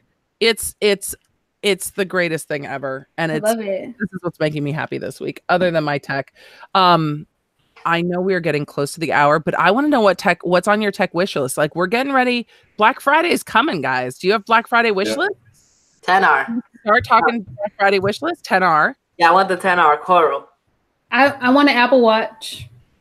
I work out like 4 to 5 times a week. I really want an Apple Watch just to track everything. It's so motivating. It's just so motivating. I love it. And this Apple Watch 4 is got to be one of my favorite pieces of tech that I've ever owned. It is amazing. And they added an archery workout. So now it tracks me while I'm shooting. It's so good. It's been so much fun. Ashley, get you an Apple Watch. Black Friday. I would look at Target, Best Buy, and Apple for the ads. But Apple normally does gift card sales or just $100 off. Target normally does better for Black Friday. And then Best Buy does pretty well. So absolutely gonna look into it. I want that Apple Watch for my parents because like the heart rate monitor and stuff like that. I think that's great. Oh, I told my dad he's getting one for Christmas. He has AFib anyway, so he needs the heart monitor. I can't wait to buy him one. And if he stops using it, I'm going to actually smother him. Even off the internet. Smothering would be my preferred method anyway. Just kidding. Yeah, it got dark really fast. But yeah, I'm getting my dad an Apple Watch for Christmas. I can't wait. Or my brother and I are. Black Friday list. What else? Easy? Well, see me, I got so much tech. I'm thinking that I might I don't know what I want. It's like I got so much tech. I got all the smartphones. I don't know. I have no idea. The Oracle is like, screw it, I'm not buying you anything ever again because you have everything. I know it's a tech dream for me. When you can sit up there and say, wow, I got all the latest tech that I want. It's really nothing. But so when I go on Amazon, if I look for tech, I'm like, I got that. I have that. It's nothing that I want. Like, I'm blessed. So I mean, I don't know. Maybe new camera. Maybe I might give you another DSLR. Oh, okay. But that's gonna be a high-end DSLR. It probably won't be on sale for Black Friday. I'm looking at like something that's high-end Sony A700 or something. Maybe something high-end. Yeah. Do you not use your LG anymore? I've used my phones a lot. It works great for me. It really does. But I've been getting a lot of people that have been watching my YouTube channel that's locally want me to do something photo videography work. They want me to do some videography work for them. Okay. And I don't want to do videography work with a bunch of phones. It makes me look like a douche. And I do have a DSLR, but my DSLR is old, it's clunky. My phones look better than my DSLR. Which one? What do you have for your DSLR? I have a Canon, and it's 4 years ago it was good. Yeah, but, that's a while. I got small phones that look way better than my DSLR. Right. Yeah, I love my Canon mirrorless. I really do, but I still find myself half the time shooting with like the Canon GX because it's such an easy, crisp phone to shoot with. But it doesn't have a jack for a mic, and you have to have a mic jack. Like the phones will sound okay without it, but the DSLR do not sound good without. Right. So Easy's out. Bye, Easy. No, I'll come in. Somebody asked a question. Somebody asked a question about the OnePlus 6T. Oh, yes. Because he said that the OnePlus 6T, which I have right here, is something on his radar. And real quickly, the OnePlus 6T, woo, is a fantastic phone. Now, one of the things that really surprised me about this phone is the in-display fingerprint scanner. The in-display fingerprint scanner, guys, is the truth. One that Apple said was impossible to do. Yeah, and I mean it is. I'm just saying it. You know, it does go fast. You tap the screen, and so it is pretty fast.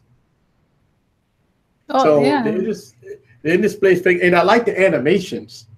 So I like that animation. See if I can kind of go curly with.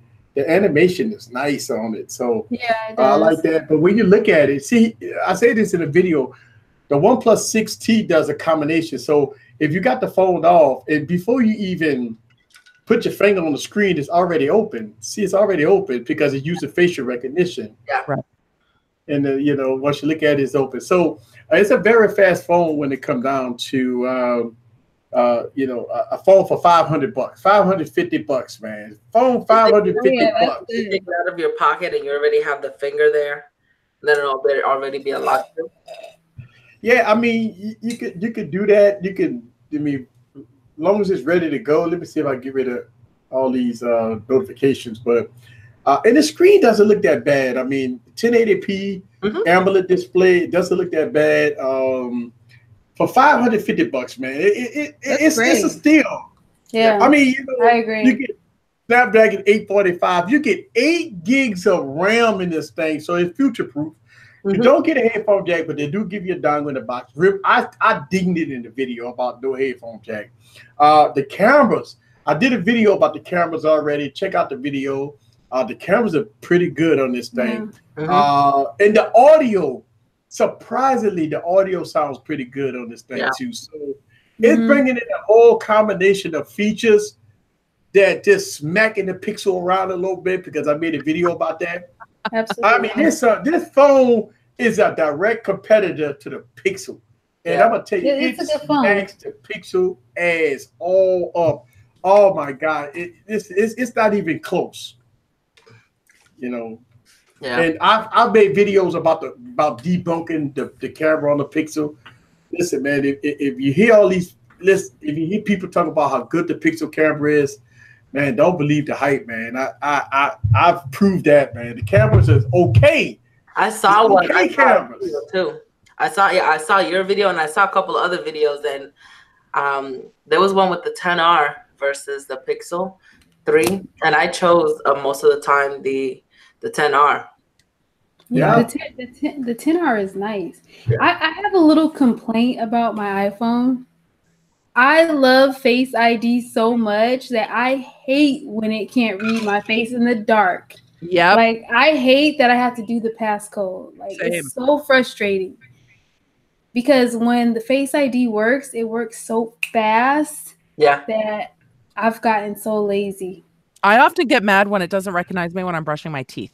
Because like my phone will shut down and I'm trying to do something. I'm like, God, no, I need recognize me. It doesn't. And when I'm laying down, like the things I now expect it to do, I'm like, come on, man. Recognize my face all the time. I actually need to recalibrate it because my Face ID on the 10XS Max has been worse than it was on my 10. So Really? yeah, it hasn't. I don't know if something happened in the processing of it, but it doesn't capture it as smoothly. Where my 10 got better over time, this one has not been improving. So I think I'm going to do a new initial scan and see if it improves a little bit. But it has been so that it works in portrait mode now, portrait and landscape. Oh, I haven't tried it in landscape. I know that they said that for the iPad it'll work. I have to try it, but I'm lazy. Like I barely hold my phone up and it unlocks, and like now it's like I expect it. Yeah. And when I have to put the you know what? That's a good question. I got the OnePlus 6T. Let me see if I can open the phone upside down. So it's upside down. It doesn't open in landscape for me. Well, yeah, it works. Oh, yeah, it works. No, mine doesn't work in landscape neither. Yep, it works. So on, the phone works upside down. It will unlock the phone upside down. There it is. Yep, it works upside down. Gee whiz, it works upside down, folks. Mine doesn't. It goes right to passcode. Yeah. So mine doesn't. It doesn't work in landscape mode. It only works in portrait. Mine doesn't either. Okay, let's see. Let's see the Galaxy Note 9. Got the Galaxy Note 9 here. Let's see if I could turn it upside down and see if it'll work. Because I got intelligent scan, Face ID. Let's see. Nope. Yeah. It doesn't work, guys. Somehow I ended up on Instagram. This is the problem. I pick up my phone and I end up on social media. Stop it. But I need to change the hours on my iOS. Like, don't pay attention. What's it called? Oh, crap. I forget what it's called. It's my favorite feature in iOS 12, and I completely forgot what it's called. But it shuts down your phone, the screen time app.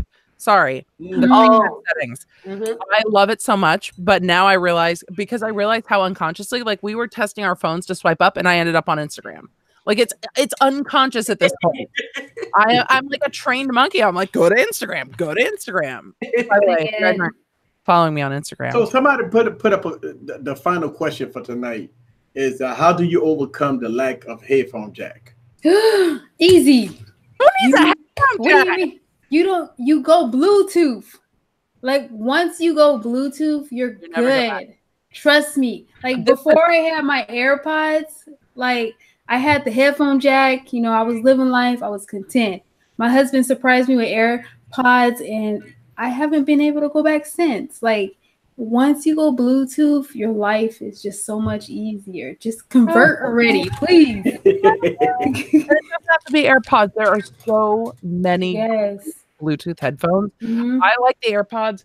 They work seamlessly with all my devices, but I have some noise canceling Bluetooth. I just got rid of my Bose with like the cord. Oh, it's so good. It's so good. My Sony Bluetooth headphones are the most amazing thing, and I love them.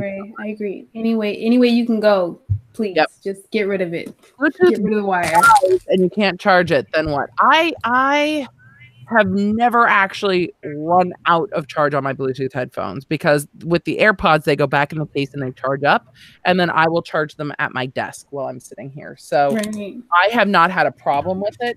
They have good quality. I use the AirPods. Darrell, I use the AirPods on court calls.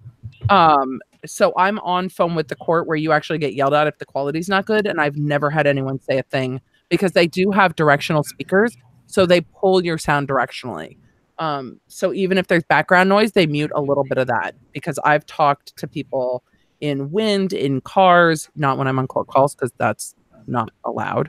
But it really does do a good job that the AirPods do. And if you find a Bluetooth you like, just make sure it has that directional quality to it because that really helps.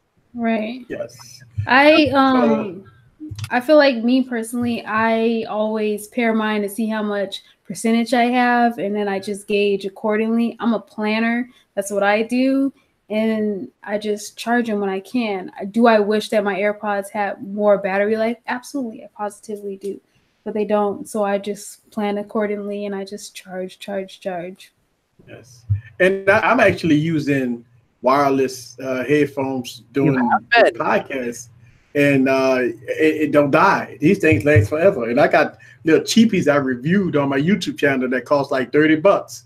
Now, nice. is it the best sounding ones? No, but the battery life has been good. And I did a video. Y'all watch my YouTube channel. I do a lot of wireless speaker, Bluetooth speaker videos. I mean, headphone videos, and I actually use them. I use them. A lot of people say a lot of people be making videos that don't use the product. I do. I actually use the product. So I'm use these. I made a video for them. It's called the SV something, I don't know, but the XT2s, but I actually use them. So go check out my video. I got a video for them, and they got a link down in the description with my affiliate link. And go ahead on and buy them. It costs like $30. They sound pretty good. I've been using them on my live streams. They got a nice little quality. They ain't falling out your ears. That's not So bad. yeah. So so some of the stuff. And look, here's the thing for everybody.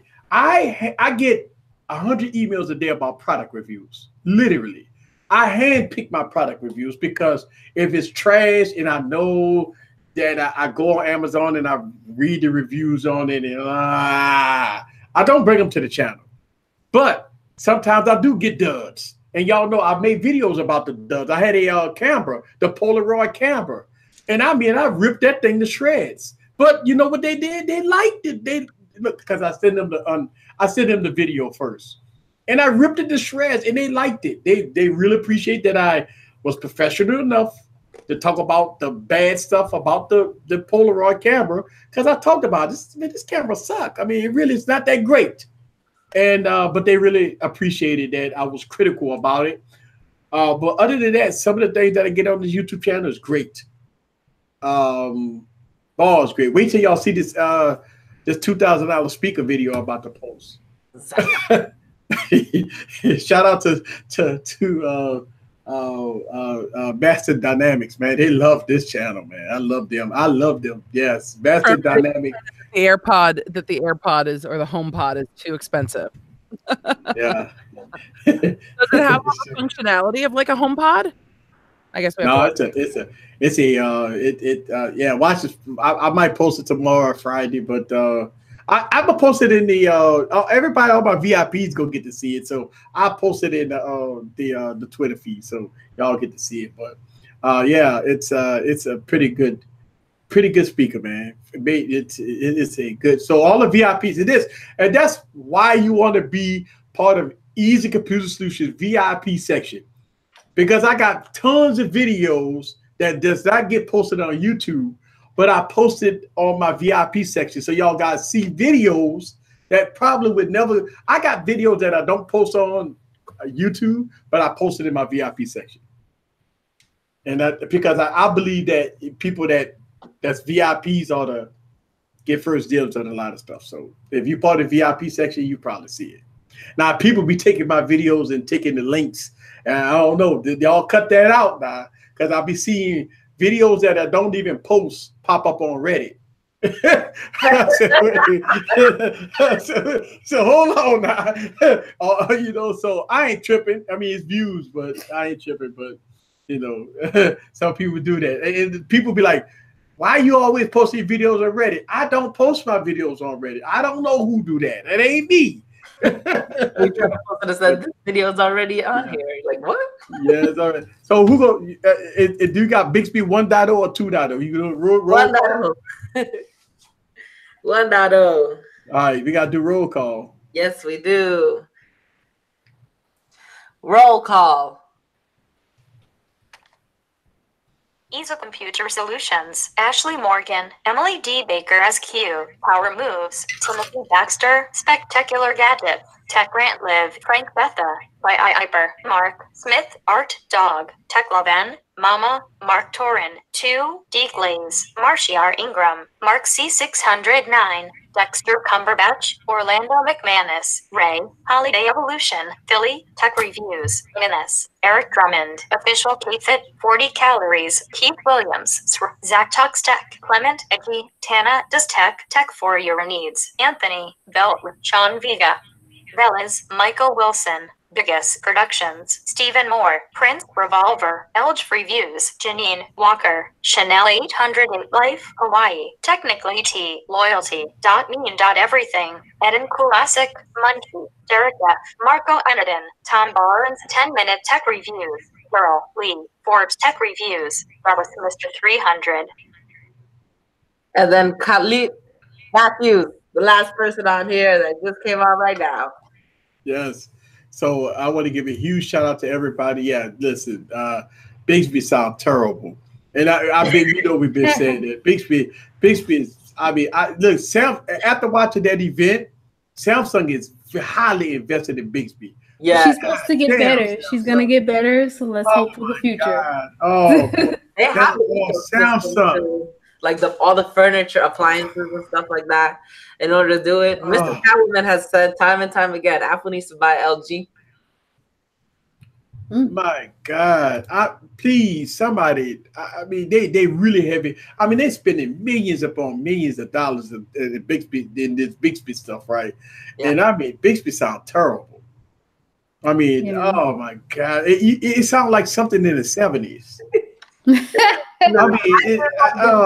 Two times you guys were sad. So Bixby have had vodka. Yeah, Bixby have had vodka. And like Big House Productions. Actually, Big House Productions. Timothy Backer. Loyalty dot everything. Yeah, no, loyalty dot whatever. I don't know.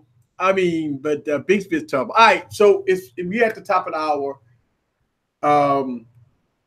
Yeah, just like that, my Bluetooth headphones just went out. Uh-oh.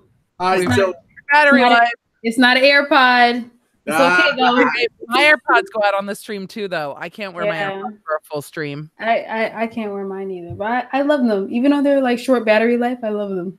I love them so much. All right, so right at the top of the hour, and we are out of here. Thank y'all very much. Don't forget to watch everybody YouTube channel, and don't forget everything. Get Catwoman, and everybody, all the ladies gonna be back here every Wednesday, and y'all won't do your outros. Everybody know who you are, but we don't do your outros. Malaria. He said malaria. Bixby has malaria. I am almost at 2,000 followers on Instagram. So yay, Emily, that's awesome. You go, girl. Come over and join me on Instagram, Emily D. Baker ESQ. I do daily stuff there. I do longer format stuff on my YouTube channel. I will miss you guys next week. I will be checking out Nashville because California might not be the state to stay in. Absolutely. I agree. Selection. So Tennessee, we're going to come check you out. So I'll see you guys the week after next. Okay. All right. You have a great time. I'm so excited. Follow along on Instagram because that's where I'll be. Ashley, let everybody know how to find you. Ashley Morgan 921. I'm sorry, I'm not on like my socials as much as I usually am. I have 2 young children and it's so hard to keep up with them, but I'm gonna do better. 2019. Watch out. You can find me on Ashley Morgan 921 on Instagram and YouTube. All right. And this is and by the way, Cat Loving Mama, one side went out, so I just put the other side in. See, so one side went out, and I just put the other side in, so I got the other side in the charger. So and also you have to remember that when you live stream it like the way we do it, and I got the thing on loud, don't let the 8 hours battery life get your food because you won't last 8 hours on a live stream like how we do. 8 hours. That sounds very familiar. Hashtag 8 hours. So I know Tech Live Mama said her NKG N60s last 8 hours. Look, these will last a long time if I'm listening to music, but on these live streams, for some strange reason, battery life get killed on live streams. Right. Hashtag 8 hours. Yeah, hashtag 8 hours. Thank y'all guys very much. This is Eric from Music Computer Studio. We got to get out of here. And it's past the top of the hour. As y'all know, we will see y'all next week. Peace.